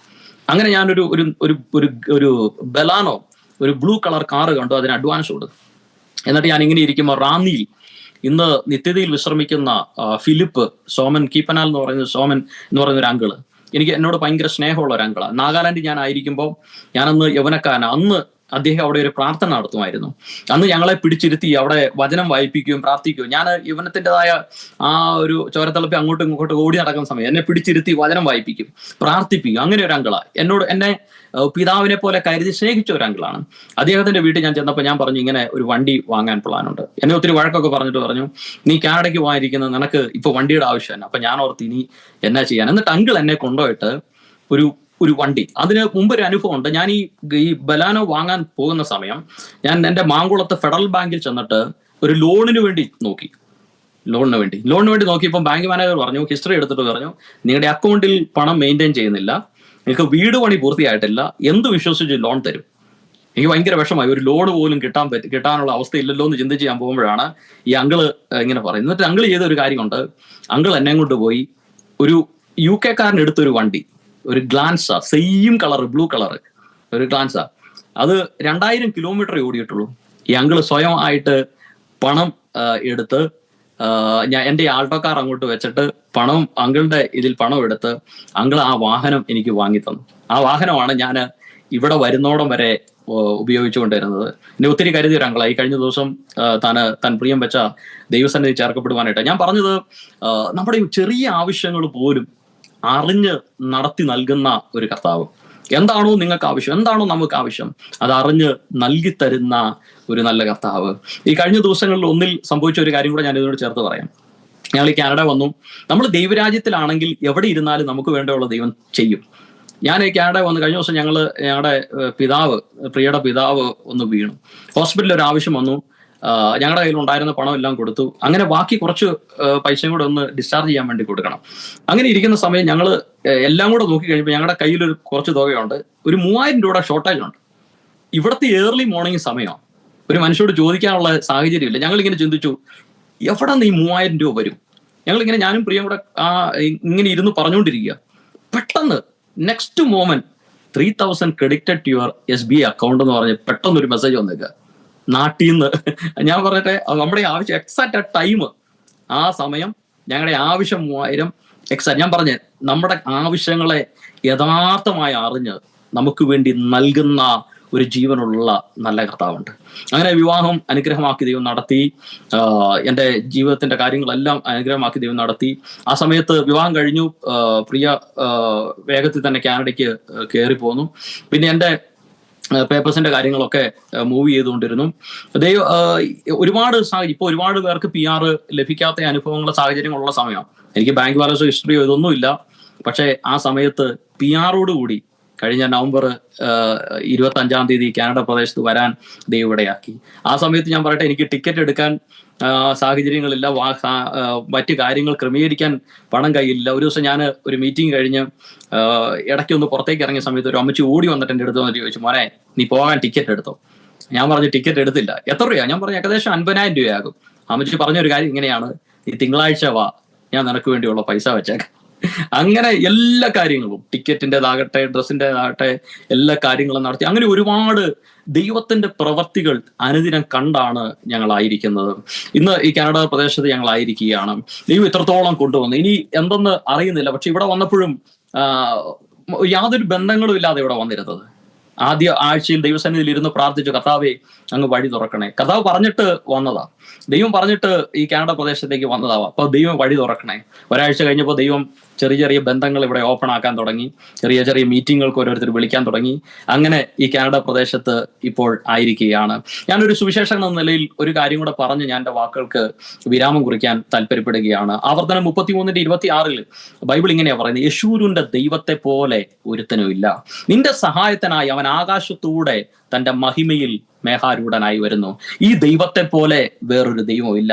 നിങ്ങൾ ഒരു രക്ഷിക്കപ്പെട്ട വ്യക്തിയാണോ? നിങ്ങൾ കർത്താവിന് വേണ്ടി നിൽക്കുന്ന വ്യക്തിയാണോ? ഒരുപക്ഷെ ജീവിതത്തിന്റെ ഏതെങ്കിലും ഒരു സാഹചര്യത്തിൽ അതെ എന്റെ സഹായം എവിടെ നിന്ന് വരുമെന്ന് ചോദിച്ച അനുഭവം നിങ്ങൾക്കുണ്ടായിരിക്കാം. സങ്കീർത്തനക്കാരൻ ചോദിക്കുന്ന അങ്ങനെയാ, ഞാൻ എൻ്റെ കണ്ണ് പർവ്വതങ്ങളിലേക്ക് ഉയർത്തുന്നു, എനിക്ക് സഹായം എവിടെ നിന്ന് വരും? നമ്മുടെ ജീവിതത്തിന്റെ ഒരുപാട് സാഹചര്യങ്ങൾക്കകത്ത് നമ്മളും ചോദിച്ചിട്ടുണ്ട്, എന്നെ സഹായിപ്പാൻ എനിക്ക് ആരാ ഉള്ളത്? എന്നെ ഒന്ന് കരുതാൻ എനിക്ക് ആരാ ഉള്ളത്? എൻ്റെ ബുദ്ധിമുട്ടിൽ, എൻ്റെ പ്രയാസത്തിൽ എനിക്ക് വേണ്ടി ഒന്ന് നിൽക്കാൻ എനിക്ക് ആരാ ഉള്ളത്? എന്നാൽ അടുത്ത വാക്ക് സങ്കീർത്തനക്കാരൻ പറയുന്നത് ഇങ്ങനെയാണ്, എൻ്റെ സഹായം ആകാശത്തെയും ഭൂമിയും ഉണ്ടാക്കിയ യഹോവയെങ്കിൽ നിന്ന് വരുന്നു. ഇത് പറയണമെങ്കിൽ ആ ദൈവം ആരെന്നുള്ളൊരു ബോധ്യം വേണം. ആ ദൈവം തനിക്ക് ആരെന്നുള്ളൊരു ബോധ്യം വേണം.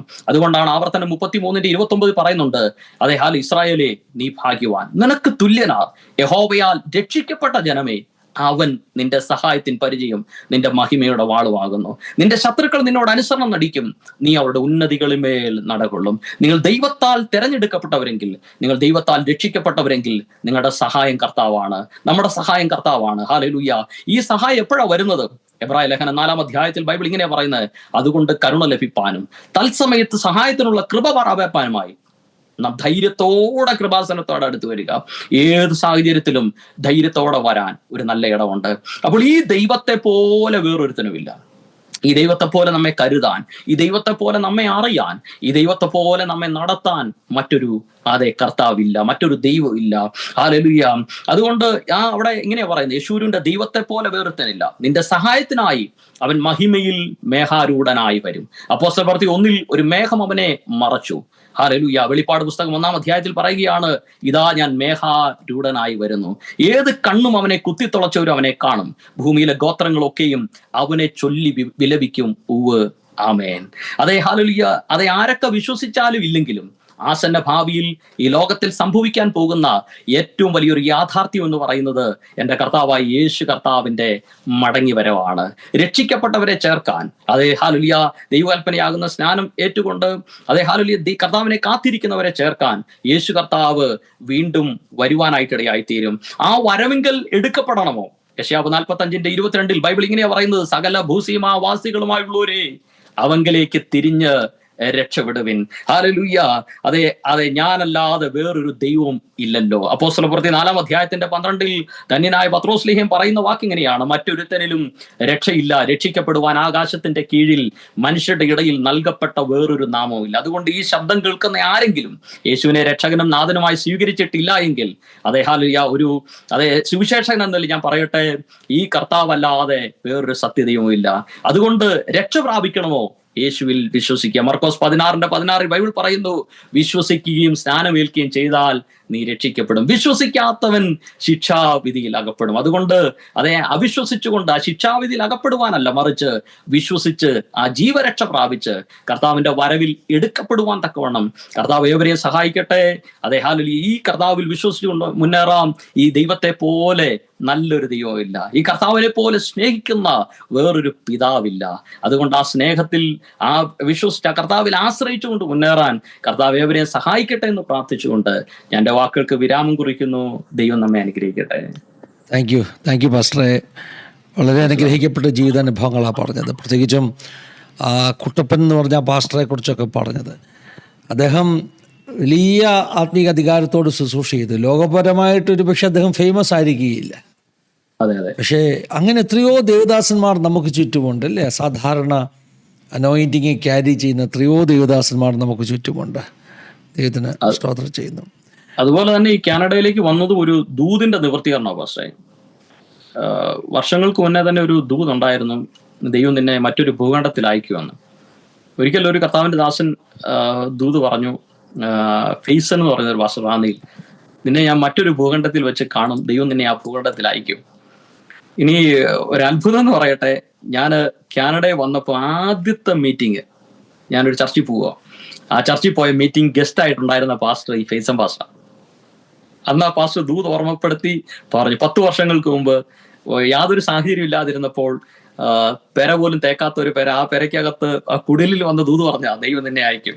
ഞാൻ പറയുന്നത് ദൈവത്തിന്റെ ദൂതുകളൊന്നും വൃഥാവായി പോകത്തില്ല. നമ്മൾ ഒറ്റ കാര്യം മാത്രം ചെയ്താൽ മതി.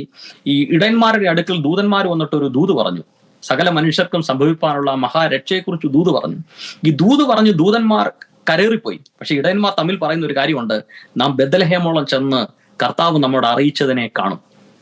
അതാണ് അവരുടെ ആ വാക്ക് അവർ പറയുന്നത്, ദൈവം അറിയിച്ചതിനെ കാണും. ഇത് നമ്മുടെ ഉള്ളിൽ ദൈവം പറഞ്ഞതാണോ, ഇതിനെ കാണുമെന്നൊരു വിശ്വാസം നമ്മിൽ വന്നാൽ നിശ്ചയമായിട്ടും അത് കാണും. എബ്രായ ലേഖനം 4:2 പറയുന്നത് ഇങ്ങനെയാ, അവരെ പോലെ നാം ഒരു സദ്വർത്തമാനം കേട്ടവരാകുന്നു, എങ്കിലും കേട്ടവരിൽ വിശ്വാസമായി പരിണമിക്കായിക്കൊണ്ട് കേട്ട വചനം അവർക്ക് ഉപകാരമായി വന്നില്ല. നാം കേൾക്കുന്ന വചനം നമ്മുടെ ജീവിതത്തിന്റെ അകത്ത് ഉപകാരമാകണമെങ്കിൽ അത് നമ്മുടെ ഹൃദയത്തിൽ വിശ്വാസമായി പരിണമിക്കണം.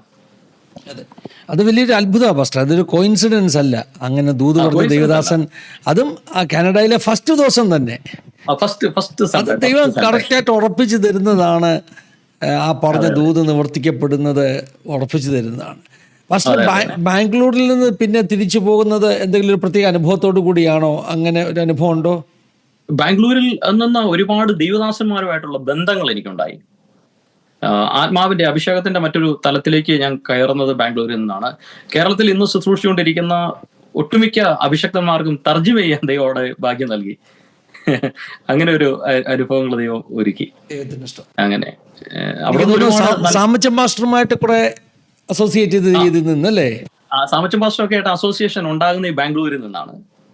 ഒരുപാട് സാമച്ചൻ മാസ്റ്റർക്ക് ഒരുപാട് തർജ്ജിമ ചെയ്യാനും അദ്ദേഹത്തോട് ഒരുമിച്ച് ഒരുപാട് യാത്ര ചെയ്യാനൊക്കെ ദൈവം ഭാഗ്യം നൽകി. അതുപോലെ ഒരുപാട് അഭിഷക്തന്മാരുടെ കൂടെ. അതൊക്കെ വലിയ അനുഗ്രഹങ്ങളാ പാസ്റ്റർ. അത് വലിയ അനുഗ്രഹമാണ്. എനിക്ക് ദൈവം ചെയ്യുന്ന ഒരു ഭാഗ്യം എന്ന് പറഞ്ഞാൽ ഒരുപാട് പിതാക്കന്മാരുമായിട്ട് ദൈവം കണക്ട് ചെയ്ത് തന്നു. ആദ്യ കാലഘട്ടങ്ങളിൽ ദൈവത്തിന് വേണ്ടി നിന്ന ഒരുപാട് പിതാക്കന്മാര്, അവരുടെ കൂടെ ചേർന്ന് നിൽക്കാനും അവരിൽ നിന്ന് കേൾക്കാനും. അതിലൊന്നാണ് വാഴൂർ ഒരു KT തോമസ് എന്ന് പറഞ്ഞൊരു പാസ്റ്ററുണ്ട്, ഷാരോന്റെ ഒരു മെയിൻ ആയിട്ടുള്ള ഒരു പാസ്റ്റർ. അദ്ദേഹത്തോട് കൂടെ ഒരുപാട് കാലം നിൽക്കാൻ ദൈവം സഹായിച്ചു. പിന്നെ കൊല്ലത്ത് ജോൺ റിച്ചാർഡ് പാസ്റ്റർ സെന്ററിലുള്ള അനീഷ് കൊല്ലം എന്ന് പറഞ്ഞൊരു പാസ്റ്റർ ഉണ്ട്. അദ്ദേഹത്തോട് ഒരുമിച്ചാണ് ഞാൻ ആദ്യമായിട്ട് ഉപവസിക്കാനൊക്കെ തുടങ്ങുന്നത്. അതിനു മുമ്പ് ഉപവസിച്ച ഒരു അനുഭവം ഉണ്ടായിട്ടുണ്ട്, അത് ഞാൻ പറയാൻ വിട്ടുപോയി. ബാംഗ്ലൂരിൽ ഞങ്ങൾ ആദ്യമായിട്ട് ചെല്ലുന്ന ഒരു സമയമുണ്ട്. അന്ന് ഒരു ഏബിൾ വർഗീസ് എന്ന് പറയുന്ന ഒരു ദേവദാസൻ, ഇന്ന് അദ്ദേഹം കാനഡ പ്രിൻസ് എഡ്വാർഡിൽ ശുശ്രൂഷയിലാണ്. അദ്ദേഹം ഞങ്ങളെ ആദ്യമായിട്ട് ഞാൻ 7 ദിവസം ഉപവസിക്കുന്ന അവിടെയാണ്.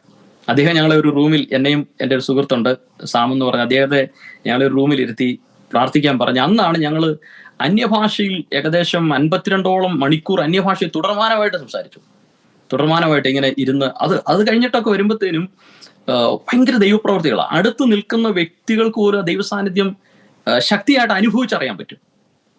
അങ്ങനെയാണ് രോഗികൾ സൗഖ്യമാകുന്നതും. നമ്മൾ വെറുതെ ഇരുന്ന് ഇങ്ങനെ പറഞ്ഞുകൊണ്ടിരിക്കുമ്പം ഭൂതങ്ങൾ അലറി ഓടുന്നു. ഇങ്ങനെ വേറെ നമ്മൾ ഒരു ശുശ്രൂഷിക്കുകയല്ല, നമ്മൾ ഇങ്ങനെ സംസാരിച്ചുകൊണ്ടിരിക്കുമ്പം ഭൂതങ്ങൾ വെളിപ്പെടുന്നു, അലറി ഓടുന്നതൊക്കെ ഞങ്ങൾ കണ്ടിട്ടുണ്ട്. അങ്ങനെയുള്ള അനുഭവങ്ങൾ ഉണ്ടായിട്ടുണ്ട്. അപ്പൊ ഈ ആത്മാവിന്റെ ഒരു നമ്മൾ അറിയാത്തൊരു തലമുണ്ട്. അറിയാത്ത തലം എന്ന് പറഞ്ഞാൽ പലരും തിരിച്ചറിയാത്ത, എന്നാൽ അഭിഷക്തമായ ശുശ്രൂഷകർക്ക് അറിയാം, എന്നാൽ നമ്മൾ ഇനിയും കടക്കാത്ത പലരും അന്യഭാഷ പറഞ്ഞ് ആത്മതലത്തെ അവിടെ കൊണ്ട് സ്റ്റോപ്പ് ചെയ്യുക. എന്നാൽ ഇതിന്റെ അപ്പുറത്തേക്ക് നാം കാണാത്ത ഒരു ആത്മതലമുണ്ട്. നമുക്ക് ദൈവപ്രവൃത്തിയെ ലിമിറ്റ് ചെയ്യാനൊക്കത്തില്ല പാസ്റ്ററെ. ഇത്രയമേ ഉള്ളെന്ന് പറഞ്ഞാൽ നമുക്കൊരു അതിരിടാനൊക്കത്തില്ല. പലപ്പോഴും നമ്മുടെ ആളുകളൊക്കെ ചെയ്യുന്നത് അതിരിടുക ചെയ്യുന്നത്. ആത്മനിറവ് അന്യഭാഷ പറഞ്ഞു, തെളിവായി ആത്മനിറവ് പ്രാപിച്ചു, തീർന്നു, ഇത്രയേ ഉള്ളൂ. ഈ പാസ്റ്റർ പറഞ്ഞ അനുഭവങ്ങൾ, അതായത് അടുത്തിരിക്കുന്ന ആൾക്ക് പരിശുദ്ധാത്മാവിന്റെ സ്പർശനം നമ്മിൽ നിന്നുണ്ടാകും എന്നുള്ളത് അത് വളരെ വ്യക്തമാണ്, വളരെ വ്യക്തമാണ്. ഞാനൊരിക്കൽ ഒരു ദേവദാസനോടൊപ്പം ശുശ്രൂഷിച്ചുകൊണ്ട് നിൽക്കുമ്പോൾ അദ്ദേഹം എന്നോട് മീറ്റിംഗ് കഴിഞ്ഞപ്പോൾ പറഞ്ഞു, ഞാൻ വ്യക്തമായിട്ട് ഫീൽ ചെയ്തു പാസ്റ്ററിൽ നിന്ന് എന്നിലേക്കൊരു ശക്തി എന്നെ സ്പർശിക്കുന്ന അനുഭവിച്ചെന്ന് പറഞ്ഞു. ആ അനോയിൻറ്റിങ് ഞാൻ റിയലൈസ് ചെയ്തെന്ന് പറഞ്ഞു. അപ്പം അങ്ങനെയുള്ള അനുഭവങ്ങൾ എനിക്കുണ്ടായിട്ടുണ്ട്. ഇത് ഒക്കെ നമ്മൾ എന്താ പറഞ്ഞ പലപ്പോഴും ലിമിറ്റ് ചെയ്യുന്നത് കൊണ്ടാണ് ഇത് നമുക്ക് അനുഭവിക്കാൻ പറ്റാത്തത്. അതുപോലെ പാസ്റ്റർ പറഞ്ഞ ഒരു കാര്യം എനിക്ക് പ്രേക്ഷകരോട് എടുത്തു പറയാനുള്ളത്, നമ്മൾ ദൈവരാജ്യത്തിലാണോ ജീവിക്കുന്നത്, നമ്മുടെ ആവശ്യങ്ങളൊക്കെ കർത്താവ് നടത്തും, അല്ലേ? അത് എൻ്റെ ആ ചിന്തയെ ഒത്തിരി പ്രൊവോക്ക് ചെയ്തു. നമുക്ക് വേണമെങ്കിൽ ദൈവരാജ്യം വരുമെന്ന് പറഞ്ഞ് ജീവിക്കാം. നിന്റെ രാജ്യം വരണമേ, സ്വർഗത്തിൽ പോകാനിരിക്കുന്നവരായിട്ടല്ലേ? പക്ഷേ യേശു പറഞ്ഞു ദൈവരാജ്യം നിങ്ങളുടെ നടുവിലുണ്ട്. അപ്പം ദൈവരാജ്യം നടുവിലുണ്ടെങ്കിൽ ദൈവരാജ്യത്തിൽ ജീവിക്കുക. ആമേൻ. യേശു ദൈവരാജ്യം നടുവിലുണ്ടെന്നുള്ളതിന് തെളിവ് എന്താ കൊടുത്തത്? രോഗികൾ സൗഖ്യമാകുന്നു, ഭൂതങ്ങൾ പുറത്തു പോകുന്നു. അപ്പം അങ്ങനെയാണെങ്കിൽ ദൈവരാജ്യം നടുവിലുണ്ട്. അപ്പം അങ്ങനെ ഒരു അറ്റ്മോസ്ഫിയറിൽ വേണമെങ്കിൽ നമുക്ക് ജീവിക്കാം. സ്വർഗത്തിൽ പോകാൻ വേണ്ടി കാത്തിരുന്നും ജീവിക്കാം. നല്ലൊരു പങ്ക് വിശ്വാസികളും സ്വർഗത്തിൽ പോകാൻ കാത്തിരുന്നാണ് ജീവിക്കുന്നത്. സഭയ്ക്കകത്ത് വെളിപ്പെടുന്ന ദൈവരാജ്യത്തിൽ അവർ ജീവിക്കുന്നില്ല. അങ്ങനെ ജീവിക്കാൻ തുടങ്ങിയാൽ, കിങ്ഡം ഓഫ് ഗോഡ്, ദൈവം രാജാവായിട്ടുള്ള രാജ്യത്തിൽ ജീവിക്കാൻ തുടങ്ങിയാൽ ദൈവം ആ പ്രൊവൈഡർ. നമ്മുടെ ആവശ്യങ്ങളെ ദൈവം നൽകി നടത്തത്തില്ലേ? അങ്ങനെ ഒരു ക്രിസ്ത്യൻ ലൈഫൊക്കെ പോസിബിൾ ആണ്. ഒന്ന് ശ്രമിച്ചു നോക്കിയാൽ നമ്മുടെ പല പ്രേക്ഷകർക്ക് ദൈവരാജ്യത്തിൽ ജീവിക്കാൻ പറ്റും. അതിൻ്റെ നീതിയും സമാധാനവും സന്തോഷവും അനുഭവിക്കാൻ പറ്റും. അങ്ങനെ ഞങ്ങൾ ഉത്സാഹിപ്പിക്കുകയാണ്. ദൈവത്തിൻ്റെ സ്തോത്രം. ഭയങ്കരമായിട്ട് ഞാൻ ഈ ദിവസങ്ങളിൽ ചർച്ചയിൽ കണ്ടിന്യൂസ് 2 മാസമായിട്ട് പ്രസംഗിക്കുന്നത് ദൈവരാജ്യമാണ് പാസ്റ്ററെ. Kingdom of God. ഓരോ പാട്ടിങ്ങിനും പ്രസംഗിക്കുക, തീരുന്നില്ല. അതെങ്ങനെ മുന്നോട്ട് പോവുക. പരിശുദ്ധാത്മാവ് ഓരോ കാര്യങ്ങളും സംസാരിച്ചുകൊണ്ടിരിക്കുക. ആ കൂട്ടത്തിൽ എനിക്ക് കിട്ടിയ ഒരു തോട്ടാണ്. അതൊരു അത്ഭുതം തന്നെയാ പക്ഷേ. കാരണം നമ്മൾ കാനഡയിലായിരിക്കുന്നു. ആ ഒരു സമയത്ത് ഇന്ത്യയിൽ നിന്നൊരു എമൗണ്ട് കാനഡയിലായിരിക്കുന്ന ഒരാൾക്ക് ഇന്ത്യയിൽ നിന്ന് ആരും ഇടുക എന്ന് പറഞ്ഞു കഴിഞ്ഞാൽ അത് നമുക്ക് ചിന്തിക്കാം, നമ്മുടെ ബുദ്ധിക്കും അപ്പുറമായിട്ടൊരു കാര്യമാണ്. അതും ആ സമയത്തൊക്കെ എക്സാക്ട്ലി ഞങ്ങൾ സംസാരിച്ചുകൊണ്ടിരിക്കുന്ന ആ സമയം എക്സാക്ട് നമ്മുടെ നീഡ് മീറ്റ് ആകുകയാണ്. സങ്കീർത്തനക്കാരൻ പറയുന്ന ഒരു വാക്കുണ്ട്, എൻ്റെ ഉറവുകളൊക്കെയും നിന്നിലാകുന്നു. അപ്പൊ നമ്മുടെ ഉറവ് കർത്താവാണെങ്കിൽ ഈ ഭൂമിയിലെ സകല ഒരു റിസോഴ്സ് മാത്രമാണ്. പക്ഷെ നമ്മുടെ റിയൽ സോഴ്സ് എന്ന് പറയുന്നത് കർത്താവാണ്. റിസോഴ്സുകൾ പറ്റിപ്പോകും. ശരിക്കും പറഞ്ഞാൽ എൻ്റെ ലൈഫിൻ്റെ അകത്ത് ഒരുപാട് നന്മകൾ, സാമ്പത്തികമായ നന്മകൾ കർത്താവ് ചെയ്തത് കോവിഡിന്റെ കാലത്താണ്. കാരണം കോവിഡ് എന്ന് പറയുമ്പം ശരിക്കും ഈ ലോകപ്രകാരം നോക്കിക്കഴിഞ്ഞാൽ എല്ലാ വഴികളും അടയുന്ന ഒരു സമയമാണ്. ശരിക്കും യിരെമ്യാ പ്രവാചകന്റെ പുസ്തകം 17-ാം അധ്യായത്തിന്റെ അകത്ത് അതിന്റെ 7-8 വാക്യത്തിൽ വരുമ്പോൾ യഹോവയിൽ ആശ്രയിക്കും, യഹോവ തന്നെ ആശ്രയമായിരിക്കും ചെയ്യുന്ന മനുഷ്യൻ ഭാഗ്യവാൻ എന്ന് പറഞ്ഞിട്ട് ആ മനുഷ്യന്റെ ഭാഗ്യവർണ്ണന അതിന്റെ താഴേക്ക് കൊടുക്കുന്നുണ്ട്. അതിന്റെ താഴേക്ക് കൊടുക്കുന്ന എങ്ങനെയാണ്? അവൻ ആറ്റരികത്ത് നട്ടിരിക്കുന്നത്, ഇല വാടാത്തത് വൃക്ഷം പോലെയാകും എന്ന് പറയുന്നത്. ഉഷ്ണം തട്ടുമ്പോൾ അത് പേടിക്കുകയില്ല, അതിന്റെ ഇല എപ്പോഴും പച്ചയായിരിക്കും എന്ന് പറഞ്ഞാൽ ദൈവത്തിന് ആശ്രയിക്കുന്ന ഒരു ദൈവം ഇതിൽ ഏത് സീസണിന്റെ അകത്തും ഏത് സാഹചര്യത്തിന്റെ അകത്തും കർത്താവ് തന്നെ പ്രൊവൈഡർ ആയതുകൊണ്ട് അവന്റെ കാര്യങ്ങളെ നടത്തുമെന്നുള്ളത് അത് വലിയ ഒരു യാഥാർത്ഥ്യമാണ്. അതുകൊണ്ട് അതിന്റെ ഒരു ഉത്തമ ഉദാഹരണമാണ് ഇസഹാക്ക്. ഗരാറിൽ വിതച്ചു, ആ ആണ്ടിൽ 100 വേനി കൊയ്യുന്നു. അപ്പൊ ക്ഷാമകാലത്താണ് ഒരു വിളവ്. അപ്പം ദൈവത്തിന് എത്ര സാഹചര്യങ്ങൾ മാറിയാലും എത്ര നിയമങ്ങൾ മാറിയാലും കർത്താവ് കൂടെ ഉണ്ടോ, സാഹചര്യങ്ങൾ അത്ഭുതകരമായി അവന് വേണ്ടി അനുകൂലമാക്കി ദൈവം മാറ്റിയിരിക്കും. അത് 100% ഉറപ്പായിട്ടുള്ള കാര്യമാണ്. പാസ്റ്റർക്ക് തന്നെ നമ്മുടെ പ്രേക്ഷകർക്ക് വേണ്ടി ചുരുക്കമായിട്ടൊന്ന് പ്രാർത്ഥിക്കാം. അവരുടെ മേലൊരു വലിയ അനുഗ്രഹവും വിടുതലും സൗഖ്യവും വിശ്വാസവും വർധനവും ഒക്കെ വെളിപ്പെടട്ടെ. പാസ്റ്റർ തീർച്ചയായിട്ടും. Hallelujah, hallelujah, hallelujah. പ്രഭാന ശാഗൽ കനാദര ജുഡബനദരകൽ കനാദരഞ്ജന പ്രഭതുരി ശാഗൽ കനാദി. കർത്താവെ, ഞങ്ങൾ ഒരുമിച്ച് അങ്ങേ സ്തുതിക്കുന്നു. പരിശുദ്ധനെ ഞങ്ങൾ അങ്ങേ വാഴ്ത്തുകയാണ്. എന്മനമേ യഹോവയെ വാഴ്ത്തുക, എൻ്റെ സർവ്വ അന്തരംഗവുമേ അവന്റെ വിശുദ്ധ നാമത്തെ വാഴ്ത്തുക. എന്മനമേ യഹോവയെ വാഴ്ത്തുക, അവന്റെ ഉപകാരങ്ങളൊന്നും മറക്കരുത്. കർത്താവെ, ഇന്ന് ഈ സമയവും അങ്ങ് ചെയ്ത ഉപകാരങ്ങളെ ഞങ്ങൾ ഓരോന്നായി വർണ്ണിച്ചല്ലോ. കർത്താവെ, അത് കേൾക്കുന്നവരുടെ ജീവിതത്തിന്റെ അകത്ത് വളരെ പ്രയോജനകരമായി മാറട്ടെ. കർത്താവ്, ഇന്ന് ഈ ശബ്ദം കേൾക്കുന്ന ആരെങ്കിലും രോഗിയായി ഭാരപ്പെടുന്നെങ്കിൽ, ഒരു ആശ്വാസമില്ലാത്ത അവസ്ഥയിലായിരിക്കുന്നുവെങ്കിൽ, ഒരു വിടുതലിന് വേണ്ടി ആഗ്രഹിക്കുന്നുവെങ്കിൽ, കർത്താവെ, ഈ വചനത്തിന്റെ ശക്തി അവരുടെ മേൽ വ്യാപരിക്കട്ടെ. അവൻ തന്റെ വചനത്തെ അയച്ചവരെ സൗഖ്യമാക്കി അവരുടെ കുഴികളിൽ നിന്ന് അവരെ വിടുവിച്ചു. കർത്താവെ, ഇന്ന് ഈ സമയവും ഈ വചനം അവരുടെ ജീവിതത്തിന്റെ അകത്തൊരു വിടുതലായി വ്യാപരിക്കട്ടെ. ഹല്ലേലൂയ. ഇതാ ഞാൻ രോഗശാന്തിയും ആരോഗ്യം വരുത്തി അവരെ സൗഖ്യമാക്കുകയും സമാധാനത്തിന്റെയും സത്യത്തിന്റെയും സമൃദ്ധി അവർക്ക് വെളിപ്പെടുത്തുകയും ചെയ്യും. ഹല്ലേലൂയ. അവൻ നിന്റെ സകല രോഗങ്ങളെയും സൗഖ്യമാക്കുന്നു. അവൻ നിന്റെ അകൃത്യമൊക്കെയും മോചിക്കുന്നു. കർത്താവേ, ഇന്ന് ഈ ശബ്ദം കേൾക്കുന്നവരിൽ ആരെങ്കിലും ഒരു രോഗിയായി ഭാരപ്പെടുന്നുവെങ്കിൽ, നസറേനായ യേശുവിന്റെ ആണിപ്പഴുതുള്ള കരം ഇപ്പോൾ അവരെ തൊട്ടൊരു പൂർണ്ണ വിടുതൽ നൽകുന്നതിനായ ദൈവത്തിന് നന്ദി പറയുന്നു. പ്രത്യേക സാമ്പത്തികമായി ഞെരുങ്ങുന്ന, ഹല്ലേലൂയ, എനിക്ക് വേണ്ടി ആർ പ്രവർത്തിക്കും, എന്നെ ആർ വിടുവിക്കും, എന്നെ ആർ സഹായിക്കുമെന്ന് ഭാരപ്പെടുന്ന ആരെങ്കിലും ഈ ശബ്ദം കേൾക്കുന്നെങ്കിൽ, യെശയ്യാവ് 41:10 ഞാൻ അവരുടെ മേൽ അരക്കിട്ട് ഉറപ്പിച്ച് പ്രാർത്ഥിക്കുകയാണ്. കർത്താവേ, യഹോവ തന്നെ സഹായകനായിരിക്കണമേ. ഞാൻ നിന്നെ സഹായിക്കും, ഞാൻ നിന്നെ ശക്തീകരിക്കും. എൻ്റെ നീതിയുള്ള വലങ്കൈ കൊണ്ട് ഞാൻ നിന്നെ താങ്ങും. ആ കർത്താവിന്റെ ബലമുള്ള കരം, ഉയർന്നിരിക്കുന്ന കരം, വീര്യം പ്രവർത്തിക്കുന്ന കരം, ഹല്ലേലൂയ, അവർക്ക് വേണ്ടി അത്ഭുതത്തിന്റെ വഴികളെ തുറക്കുന്നതിനായ ദൈവത്തിന് നന്ദി പറയുന്നു. യെശയ്യാവ് 45 കോരശിന്റെ വലങ്കരം പിടിച്ച് അവന്റെ മുമ്പിൽ വാതിലുകളെ തുറന്നിട്ട കർത്താവേ, ഈ ദൈവജനത്തിന്റെ മുമ്പിൽ അത്ഭുതത്തിന്റെ വഴികളെ അങ്ങ് തുറന്നിടുന്നതിനായി ദൈവത്തിന് ഞാൻ നന്ദി പറയുകയാണ്.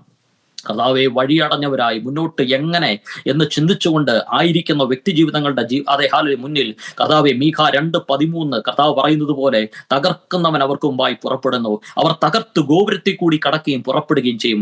അവരുടെ രാജാവ് അവരുടെ മുമ്പിലും യഹോവ അവരുടെ തലയ്ക്കൽ നടക്കും. പുറപ്പാട് 23:20 ബൈബിൾ പറയുന്നു, ഞാൻ നിയമിച്ചിരിക്കുന്ന സ്ഥലത്തേക്ക് നിന്നെ കൊണ്ടുപോകേണ്ടതിന് ഞാൻ നിനക്ക് മുമ്പായി എന്റെ ദൂതനെ അയക്കുന്നു. കർത്താവെ, ഈ ദൈവജനത്തിന്റെ മുമ്പിൽ ഹല്ലേലൂയ, ഹല്ലേലൂയ, അതേ തകർക്കുന്നവൻ, തടസ്സങ്ങളെ മാറ്റുന്നവൻ ചലിച്ച് അത്ഭുതകരമായ വഴികളെ തുറക്കുന്നതിനായി ഞാൻ ദൈവത്തിന് നന്ദി പറയുകയാണ്. കർത്താവേ, ഹല്ലേലൂയ, എല്ലാ ഞെരുക്കങ്ങളും മാറട്ടെ. കർത്താവേ, ഹല്ലേലൂയ, ഹല്ലേലൂയ, ചിലരുടെ പേർ ജീവന്റെ പുസ്തകത്തിന്റെ അകത്ത് എഴുതി ചേർക്കപ്പെടുന്ന ഹല്ലേലൂയ നിമിഷങ്ങൾ മാറട്ടെ. കർത്താവേ, ഹല്ലേലൂയ, മറ്റൊരുത്തനും രക്ഷയില്ല. രക്ഷിക്കപ്പെടുവാൻ ആകാശത്തിന്റെ കീഴിൽ മനുഷ്യരുടെ ഇടയിൽ നൽകപ്പെട്ട വേറൊരു നാമമില്ല. യേശുവാകുന്ന ആ നാമത്തെ ഹല്ലേലൂയ എടുത്തുകൊണ്ട് ക്രിസ്തുവിന് വേണ്ടി നിൽപ്പാൻ ചിലരെ കർത്താവ് ഈ ദിവസങ്ങളിൽ ഒരുക്കുന്നതിനായി ദൈവത്തിന് നന്ദി പറയുന്നു. കർത്താവ് പ്രത്യേക ഫിലിപ്പാസിനായി പ്രാർത്ഥിക്കുന്നു. തന്റെ ശുശ്രൂഷകൾക്കായി, പ്രവർത്തനങ്ങൾക്കായി പ്രാർത്ഥിക്കുന്നു. ഈ ദിവസങ്ങളിൽ വലിയ വിശാലതകളെ കർത്താവ് കൽപ്പിക്കണമേ. റബാന ശാഗൽക്കനാദി റീബ രാഗസ്മനാഥ രക്ഷസ്വരംധനാദി അതിരുകളെ കർത്താവ് വിശാലമാക്കണമേ. യെശയ്യാവ് 62:2 യഹോവയുടെ വായ് കൽപ്പിക്കുന്ന ഒരു പുതിയ പേര് ഈ ദിവസങ്ങളിൽ ശുശ്രൂഷയ്ക്ക് പരിശുദ്ധാത്മാവ് കൽപ്പിക്കുന്നതിനായ ദൈവത്തിന് നന്ദി പറയുന്നു. അനേകരെ ക്രിസ്തുവിലേക്ക് ആദായപ്പെടുത്തുവാൻ ആത്മാവിന്റെ നിറവിൽ, ആത്മശക്തിയിൽ കർത്താവിന് വേണ്ടി പ്രയോജനപ്പെടുവാൻ കർത്താവ് ഈ ദിവസങ്ങളിൽ സഹായിക്കുന്നതിനായ ദൈവത്തിന് നന്ദി പറയുന്നു. കർത്താവെ, തന്റെ ശുശ്രൂഷകൾ ആത്മാവിന്റെ ശക്തിയുടെയും പ്രദർശനങ്ങളായി മാറട്ടെ. ഒരു ശമരിയിൽ പൗലോസ്, ഒരു ഫിലിപ്പോസ് നിന്നപ്പോൾ അവൻ്റെ കൂടെ ദൈവം ചെയ്തെടുത്തത് ജനം കണ്ടു, കേട്ടു. അങ്ങനെ ആ പട്ടണത്തിൽ വലിയൊരു സന്തോഷമുണ്ടായി.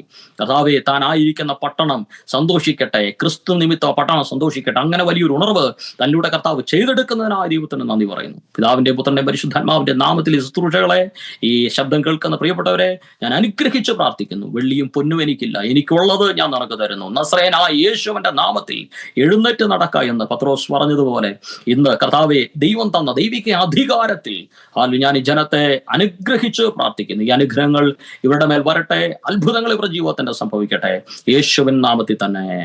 ആമേൻ, ആമേൻ, ആമേൻ. പിതാപുത്ര പരിശുദ്ധാത്മാവാകുന്ന ത്രിയേക ദൈവത്തിന്റെ കൂട്ടായ്മ, സഹവാസം, കാവൽ നമ്മെല്ലാവരുടെ പേരിലും പ്രത്യേകമായി നമ്മളോടൊപ്പം കടന്നു വന്ന് ജീവിതാനുഭവങ്ങൾ പങ്കുവച്ച പ്രിയ ജേഷ് പാസ്റ്റർ മേൽ, തൻ്റെ കുടുംബത്തിന്മേൽ, ശുശ്രൂഷകളുടെ മേൽ ഇന്ന് മുതൽ എപ്പോഴും എന്നേക്കും ഉണ്ടായിരിക്കുമാറാകട്ടെ.